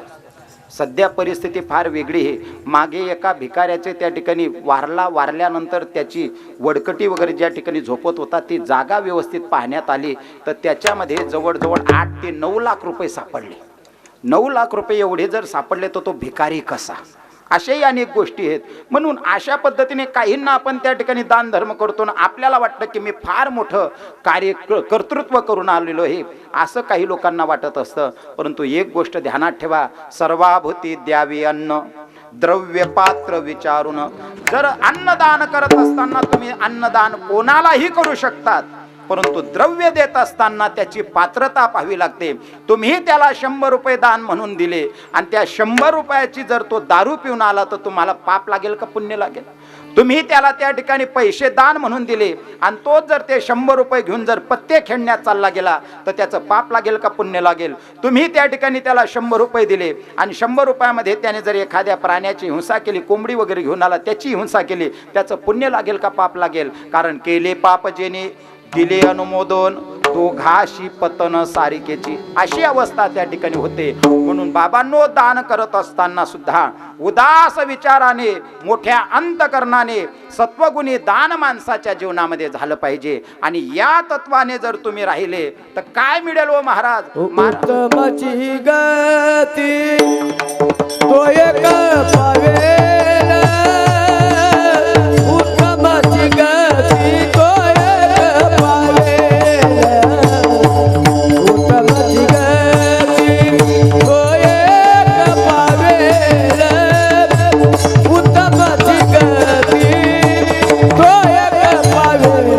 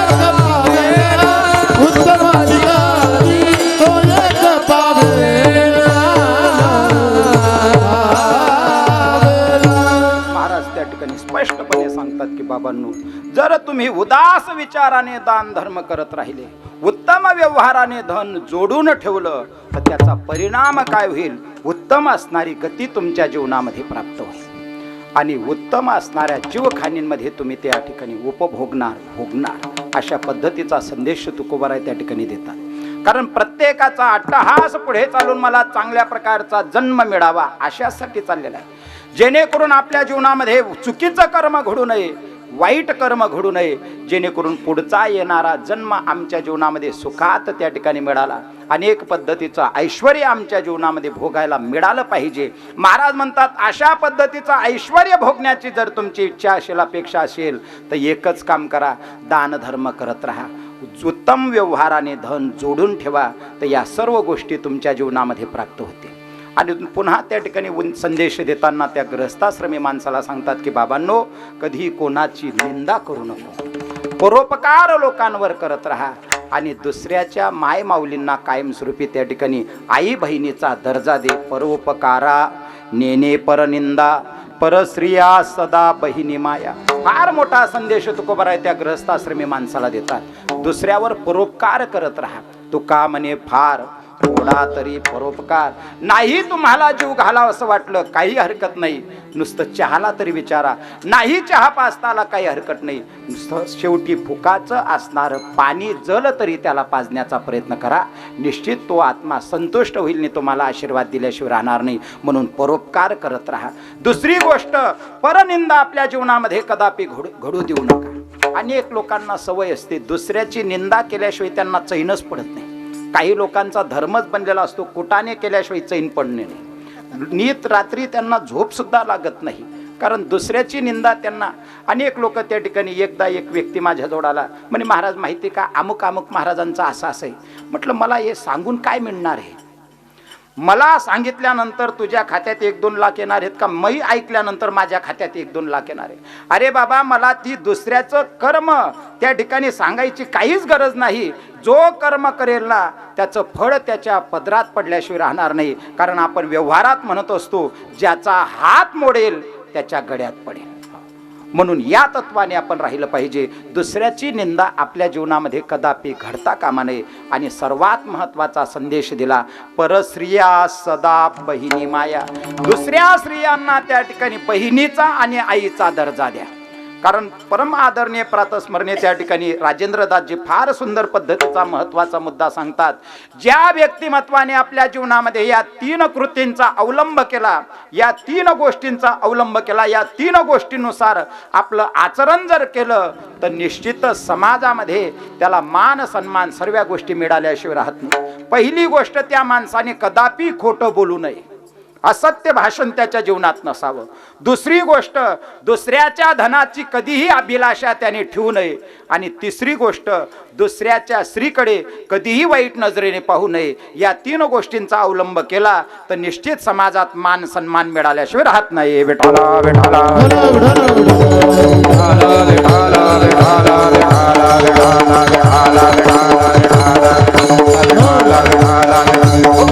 कारण त्या ठिकाणी उल्लेख करताना तुकोबाराय सुद्धा तोच मुद्दा सांगतात. साधने तरी हीच दोन्ही, जरी कोणी साधेल परद्रव्य परनारी याचा धरी विटाळ. अरे बाबांनो, दुसऱ्याचं धन आणि दुसऱ्याची स्त्री याचा विटाळ माणसाने धारण करावा. तुला जर भगवान परमात्म्याची प्राप्ती करायची असेल तर याच 2 साधनाने जीवन जग. तुला निश्चित भगवान परमात्म्याची प्राप्ती झाल्याशिवाय राहणार नाही. विठाला विठाला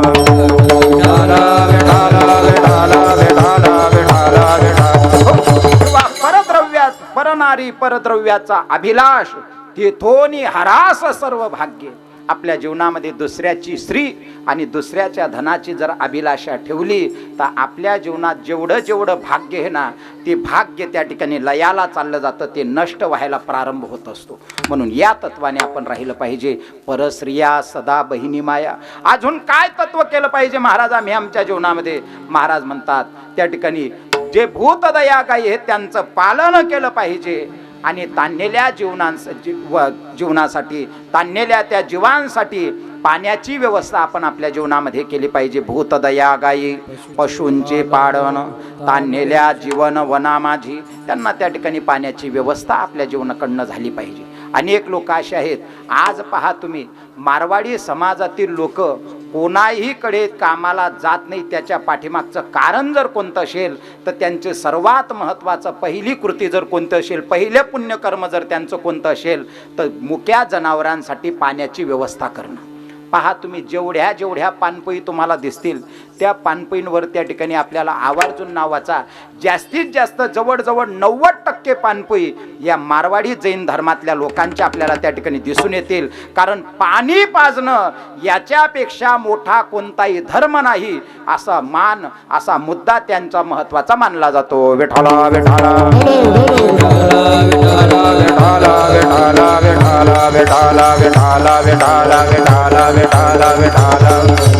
म्हणून या पद्धतीने ताणलेल्या जीवन वना माझी भूतदया गायींचं पालन करणं. अनेक लोक गोमाता पालन करत असतात, कारण गोमातेमध्ये फार मोठी शक्ती मानली जात असते.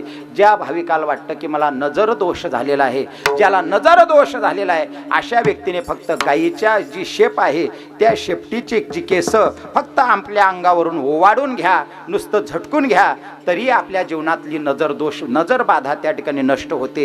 एवढंच नाही, गोमातेमध्ये सामान्य अधिकार नाही. घर बांधायला सुरुवात केली, घराचे त्या ठिकाणी खड्डे खोदले गेलेत, भूमिपूजन झालेलं आहे. ब्राह्मण देवता आपल्याला सांगतो आता एक काम करा, जागा व्यवस्थित तुमची व्यवस्थित झाली, आता खड्डे करण्यापूर्वी अगोदर एखादी लहानशी वासरी असेल, गाय असेल, तिला घेऊन या, आपल्या घराच्या चारही बाजूंनी फिरून घ्या. कारण तुमचे घर बांधत असताना तुम्ही कितीही काटेकोर पद्धतीने घर बांधलं तरी त्या घरामध्ये कुठला तरी दोष त्या ठिकाणी शिल्लक राहतो. आणि त्या दोषाचाही परिहार तुमच्या जीवनामध्ये करायचा असेल तर फक्त ती गाय तुमच्या घराच्या चारही कोपऱ्यांनी नुसती फिरून आली तरी तुमच्या घरातला दोषाचा सर्व परिहार त्या ठिकाणी झाल्याशिवाय राहणार नाही. इतक्या गोमातेमध्ये त्या ठिकाणी श्रेष्ठत्व आहे. एवढंच नाही, अनेक आता सध्या सिझरिन नावाचा सिझर करण्याचा अतिप्रमाणात प्रकार त्या ठिकाणी बाहेर समाजामध्ये उदयाला आलेला आहे. कारण अनेक डॉक्टर लोकांचं ती ठरलेलीच पद्धत आहे, अहो मुलात त्या ठिकाणी गर्भात पाणी कमी झाले, सिझर करावं लागेल. ज्या मायमाऊलीला वाटतं की माझ्या घरात माझ्या सुनबाईला म्हणा, माझ्या मुलीला म्हणा, सिझरचा हा प्रसंग घरात येऊ नये, अशा मायमाऊलीने फक्त गावरान गाईचं शेण आणावं, त्या शेणाला एका फडक्यात टाकावं, त्याला पिळावं, त्याचा रस काढावा आणि तो रस रोज सकाळी आपल्या ज्या गरोदर मायमाऊली तिला जर पाजला तर त्या मायमाऊलीच्या जीवनामध्ये सिझरचा प्रकार कदापि उदयाला येत नाही. विठाला विठाला विठाला विठाला विठाला विठाला विठाला विठाला. गोमातेच्या संदर्भात म्हणून गायींचं पालन त्या ठिकाणी सांगितलंय. भूतदया गायी पशूंचे पालन, ताणलेल्या जीवन वना माझी, त्या वनामध्ये पाण्याची व्यवस्था करणं, अशा पद्धतीचं कार्य तुमच्या जीवनामध्ये करून घ्या. अजून पुन्हा शांतिरूपी नव्हे कोणाचा वाईट, कधी शांती तत्वाने तुम्ही त्या ठिकाणी राहावं. कोणाही बद्दलचं वाईट चिंतन तुमच्या जीवनामध्ये घडू देऊ नका. आणि एकच काम करा, आपल्या वाडवडिलांचं जे महत्व आहे ते वाढवण्याचा प्रयत्न करा. वाढवी महत्व वडिलांचे. आणि या सर्व तत्वांनी जर तुम्ही राहिले तर महाराज म्हणतात हे परमपदपर वैराग्याचा आहे. महाराज हा भाव अभंगाच्या शेवटच्या चरणामध्ये सांगतात. तुका म्हणे आश्रमाचे फळ, तुका म्हणे आश्रमाचे फळ, तुका म्हणे आश्रमाचे फळ, तुका म्हणे आश्रमाचे फळ, तुका म्हणे आश्रमाचे फळ, तुका म्हणे आश्रमाचे फळ,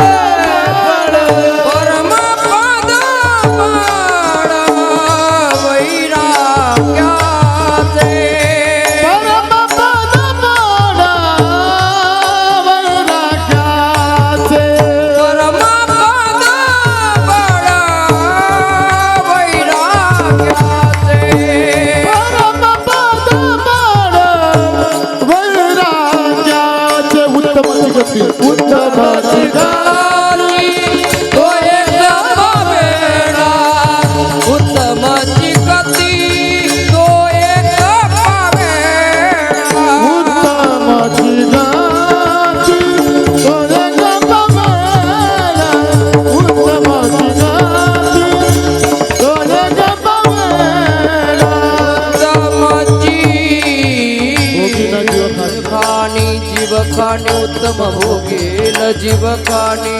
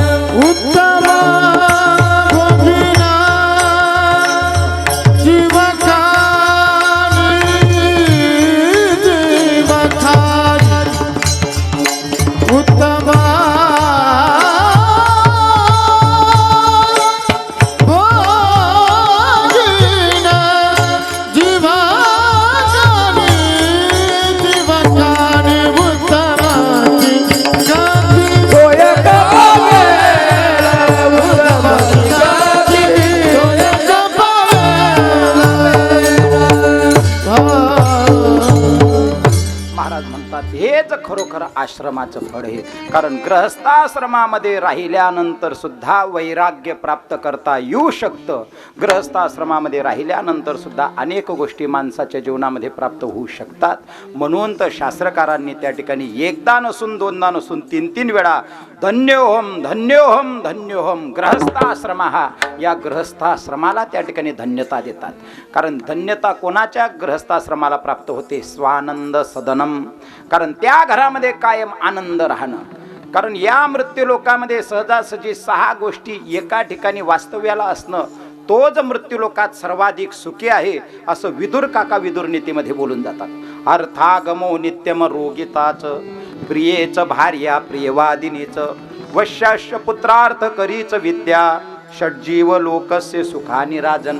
या 6 गोष्टी ज्याच्या जीवनामध्ये प्राप्त झाल्या तो जे या मृत्यूलोकामध्ये सुखी आहे. त्याचाच गृहस्थाश्रम धन्य. कोणाचा गृहस्थाश्रम धन्य आहे? ज्याला योग्य प्रकारचं आरोग्यही आहे आणि पैसाही त्याच्याजवळ आहे. सहजासहजी पैसा असेल तर आरोग्य नसतं आणि आरोग्य असेल तर पैसा नसतो. त्या ठिकाणी साखर कारखान्याचा चेअरमन असतो, पण साखर खाण्याचा प्रतिबिंब आहे डायबिटीस नावाचा भला मोठा रोग आहे. पैसा महामोर आहे परंतु रोगाचं प्रतिबंध आहे. आणि काहींच्या जवळ आरोग्य उत्तम आहे पण पैसा नाही. भरपूर खाण्याची इच्छा असते पण एकच वेळ कसं तरी पोटभर खायला मिळतं, एक वेळ उपाशीच राहावं लागतं.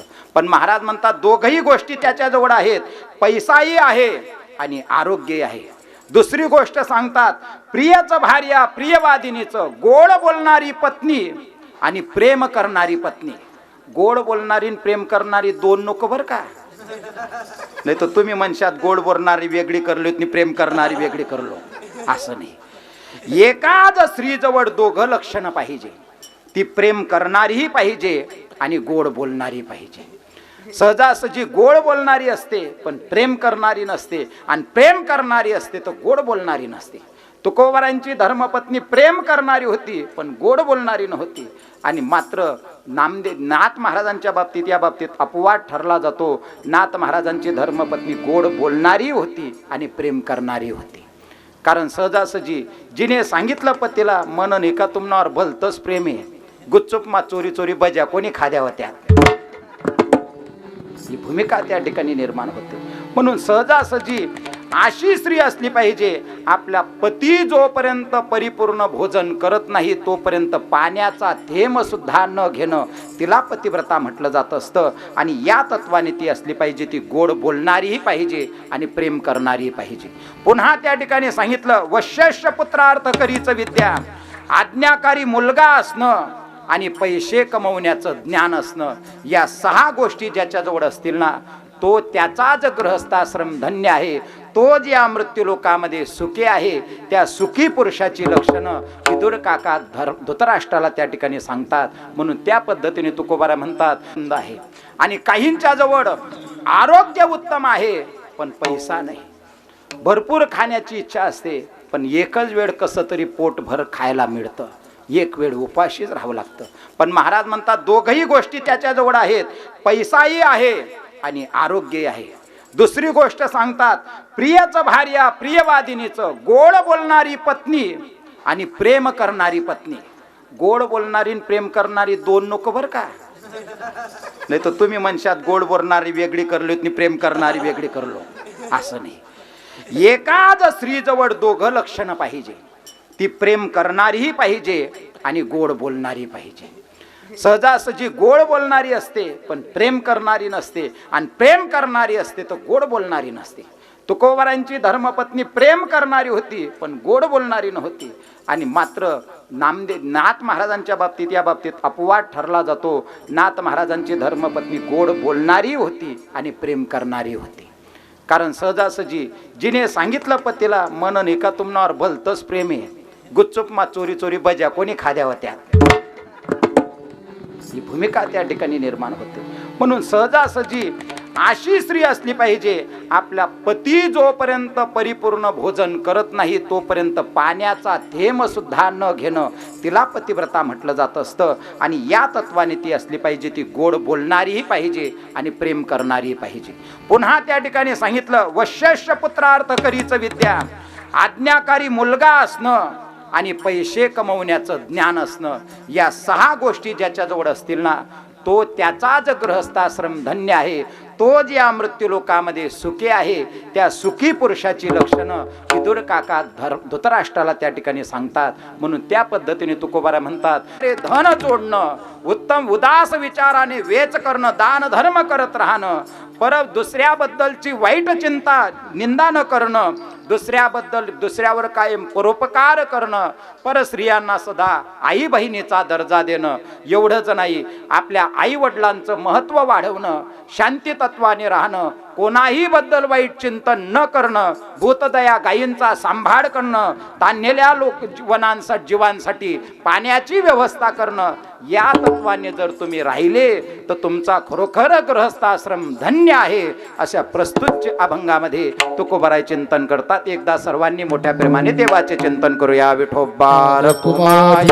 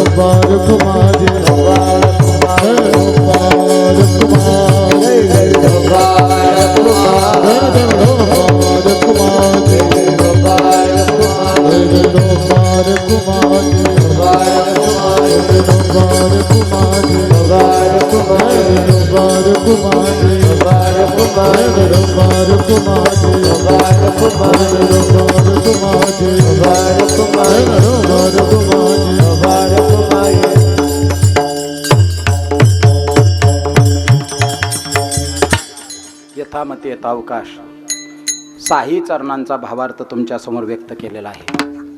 जाता जाता एक महत्त्वाचा संदेश देऊन जाईल. गळ्यामध्ये पवित्र अशी तुळशीची माळा धारण करा. एकादशीचं व्रत करत राहा. कारण आज आमच्या विजूदादांच्या पाठीमागे वैकुंठवासी नामदेव अण्णांची पुण्यही असली पाहिजे. कारण अण्णांचं जीवन भजननिष्ठ व्यक्तिमत्व, भजनप्रेमी, वारकरी संप्रदायाचा वारसा या परिवारात, आणि अतिशय मोठ्या प्रेमाने या भगवंताचं चिंतन करणं, नामस्मरण करणं, भक्ती करणं. परंतु लवकरात लवकर वडिलांचं छत्र त्यांच्या जीवनातून हरवलं. कारण त्या ठिकाणी 94 सालामध्ये, म्हणजे आज जवळजवळ त्यांना जाऊन 31 वर्ष पूर्णत्वाला येत आहेत. आणि काय योगायोग म्हणावं लागेल, वास्तुशांती करणं आणि वास्तुशांतीचं पूर्णाहुती ज्या दिवशी त्या दिवशी आपल्या वडिलांची पुण्यतिथी येणं, हा एक प्रकारचा योगायोग म्हणावा लागतो. कारण त्यांनी आयुष्यभर जीवनामध्ये चांगल्या पद्धतीचं कार्य केलं, कृती केली, समाजामध्ये चांगल्या पद्धतीने आचरण केलं. तदनंतर आदरणीय त्यांचे काका हिरामन बापू त्यांनी त्यांचा योग्य पद्धतीने सांभाळ केला. आणि सांभाळ केल्यानंतर बापूंनी आपल्या वाडवडिलांची, वडिलांची कमतरता भासू दिली नाही की बाबांनो, योग्य पद्धतीने कार्यरत राहा, आचरणशील जीवन जगा. सध्या परिस्थिती अशी असेल, मायबाप नसतील तर मुलगा वाम मार्गाला जात असतो. फार कठीण परिस्थिती त्या बाबतीत निर्माण झालेली समाजामध्ये आपल्याला दिसून येतं. परंतु काकांचं वचक त्यांच्या जीवनामध्ये होती, बापूंची वचक होती. म्हणून कुठंतरी आदरयुक्त भीती धारण करून ते वाम मार्गाला गेले नाही. तिघही भावंड अतिशय चांगल्या पद्धतीने कार्यरत राहिले. आणि त्याचाच एक विशेष लौकिक म्हणून आज आमच्या विजूदादांचं हा सुंदर असा बंगला या दोंडाईच्या नगरामध्ये त्या ठिकाणी निर्माण होतो आहे. कारण जीवन त्या ठिकाणी योग्य पद्धतीने आचरण केलं, जोडून धन ठेवलं. कारण धन कमवणारे भरपूर सापडतील, म्हणून तुकोबारांनी कमवूनिया धन म्हटलं नाही, जोडोनिया धन म्हटलं. आणि तेही कशा पद्धतीने? उत्तम व्यवहाराने. उत्तम व्यवहाराने धन त्यांनी जोडून ठेवलं आणि त्या पद्धतीने कार्य केलं. कारण त्याचं मूर्तिमंत उदाहरण विजूदादांच्या जीवनातलं जर कोण असेल तर आमचा प्रेम. कारण कुठेही त्याला बाहेर जरी बोलवलं तर तो पहिल्यांदा सांगतो, वडिलांबद्दल आदरयुक्त भीती त्याच्या ठिकाणी निदर्शनाला आपल्याला येत असते. तो म्हणतो, माझ्या पप्पांना मी विचारलं नाही, माझ्या वडिलांना विचारेल. माझे वडील मला बाहेर जाण्यासाठी, जास्त इकडे तिकडे फिरण्यासाठी रागवतात. कारण प्रेम हा मनातला सरळ व्यक्तिमत्व आहे. नाही तर काही काहींच्या जीवनात अशी परिस्थिती असते, ते दिसायला सरळ असतात पण मनात कपट असतं. आमच्या प्रेमच्या मुखात जे आहे, जे पोटात आहे तेच त्याच्या मुखात आहे. कुठल्याही पद्धतीचं कपट न ठेवता तो सरळ वृत्तीने तो त्या ठिकाणी बोलत राहतो. सहज साध्या भोड्या पद्धतीचं त्याचं वागणं त्या ठिकाणी असतं. आणि ज्याच्यावर प्रेम करेल ना, त्याचं प्रेम नाव त्याने त्या ठिकाणी सार्थक करून टाकलं. ज्याच्यावर प्रेम करेल त्याच्यावर जीवापाड प्रेम करेल. आणि मी तर एकच सांगेल आमच्या विजूदादांना, त्या ताईसाहेबांना, की आमचा प्रेम आहे ना, जरी त्याचं पुढे चालून गृहस्थाश्रमात प्रवेश केला, त्याचे 2चे 4 हात जरी झाले, पण तुम्हा मायबापांना कदापि अंतर पडू देणार नाही, असा आमचा प्रेम आहे. म्हणून आज समाजामध्ये या गोष्टी सांगाव्या लागतात की आई वडिलांची सेवा करा बाबांनो. परंतु आज तशा गोष्टी सांगाव्या लागतात, कारण वृद्धाश्रमांची निर्मिती आपल्या देशामध्ये निर्माण व्हायला लागली. वृद्धाश्रमांची निर्मिती होणं म्हणजे आपल्या देशाला कलंक लागणं हे. परंतु आमचा प्रेम त्या बाबतीत अपवाद ठरेल ही तेवढीच पांडुरंगाच्या कृपेने, पांडुरंगाच्या साक्षीने त्या ठिकाणी मी त्याच्या बाबतीत साक्ष देतो. अतिशय योग्य पद्धतीचं त्याचे कार्य आहे. आणि एक दृष्ट सर्वात महत्त्वाची, आज एक प्रकारे वास्तुशांती आणि प्लस पुण्यतिथी असा दुग्ध शर्करा योग जोडून आलेला आहे. आणि जेणेकरून आपल्या वडिलांचा सुद्धा आशीर्वाद आपल्या कार्याला प्राप्त व्हावा. कारण तुका म्हणे पितृ आशीर्वाद देते. या पितरांनी आपल्याला जर आशीर्वाद दिला तर निश्चित आपली भरभराट झाल्याशिवाय राहणार नाही. खरोखर या परिवाराची कायमस्वरूपी भरभराट होईल याच्यात तीळ मात्र शंका नाही. आणि दुसरा महत्त्वाचा सुयोग असा जोडून आलेला आहे की आपल्या या ठिकाणी या घराच्या वास्तुशांतीसाठी नर्मदा परिक्रमा करणारे 3 महात्म्यांचे चरण स्पर्श या घराला लागतात. कारण आता नुकतीच परिक्रमा करून आलेले आमचे आदरणीय रोहित महाराज सुरायकर महाराजांनी सर्वात लवकर दसऱ्याला तिथून निघाले आणि जास्त फास्ट परिक्रमा करण्यामध्ये त्यांनी लावलौकिक मिळवला. नाही तर सहजासहजी काही मंडळी जानेवारी एंडिंगला येतात, पण ती मंडळी या ठिकाणी मोजून त्या ठिकाणी त्यांनी 80 ते 85 दिवस 65 दिवसांमध्ये परिक्रमा, 4000 किलोमीटरची परिक्रमा फक्त 65 दिवसांमध्ये पूर्ण करून आले. म्हणून अशा महात्म्यासाठी सुद्धा एकदा टाळ्या वाजवू.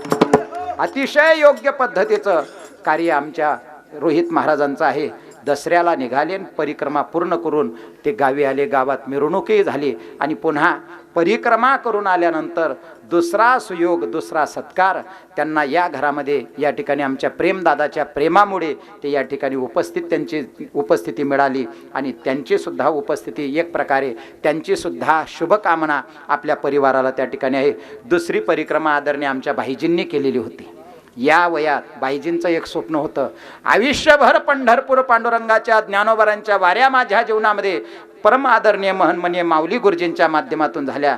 आता माझी एकच इच्छा आहे, मरताना जोपर्यंत आई घरात आहे तोपर्यंत घर जास्त लांब जाणार नाही, पण ज्या दिवशी आई गेली त्या दिवशी मी मात्र मोकळा होईल आणि मी माझ्या जीवनावर तुळशीपत्र ठेवून त्या ठिकाणी कार्यरत राहील.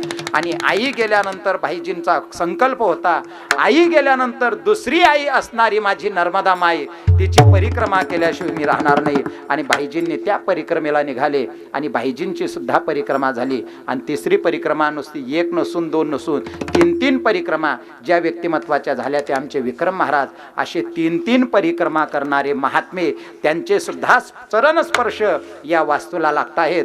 निश्चितच त्या वास्तूची त्या ठिकाणी खरोखर शांती झाली याच्यात तीळ मात्र शंका नाही.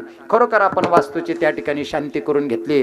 अनेक लोक वास्तू शांतीसाठी कोण काय कार्यक्रम ठेवतो, कोण काय कार्यक्रम ठेवतो, पण वारकरी संप्रदायाचा वारसा असल्यामुळे कार्यक्रम सुद्धा वारकरी संप्रदायाच्या नियमातूनच झाला पाहिजे अशी अशी भूमिका आमच्या प्रेमदादाने त्या ठिकाणी ठेवली आणि त्या पद्धतीने या सर्व गोष्टींचं आयोजन नियोजन त्या ठिकाणी केलं. त्याच्या मनात फार मोठी संकल्पना होती, असं कार्यक्रम झाला पाहिजे, अशी मंडळी आली पाहिजे. पांडू महाराजांना सारखा फोन करणे, आमच्या वासुदेव महाराजांना फोन करणे, आमच्या पांडुआप्पांना फोन करणे, भाईजींना फोन करणे, अमुकला फोन करणे, आमच्या पावबा महाराजांना फोन करणे, विद्यार्थी आले पाहिजे, कार्यक्रम असा झाला पाहिजे. आणि त्याची संकल्पना भगवान परमात्मा सत्य संकल्पाचा दाता नारायण, त्या तत्वाने त्याची संकल्पना त्या ठिकाणी परमात्मा पूर्ण करून घेतो. असा असणारा साधा भोळा तो हा परिवार.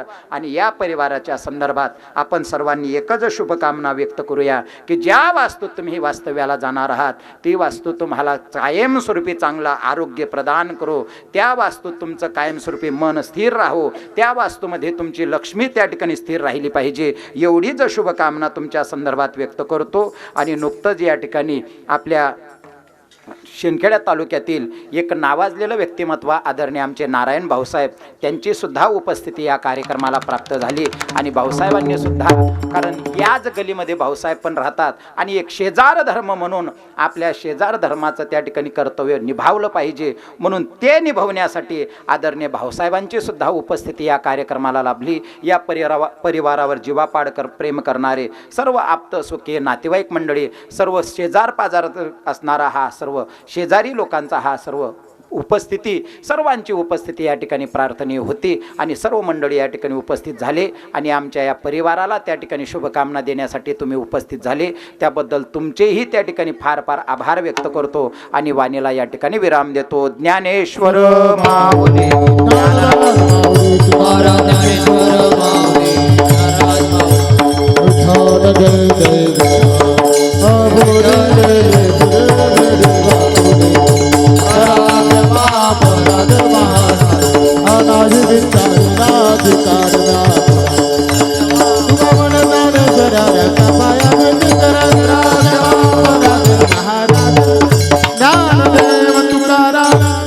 ईश्वर माऊली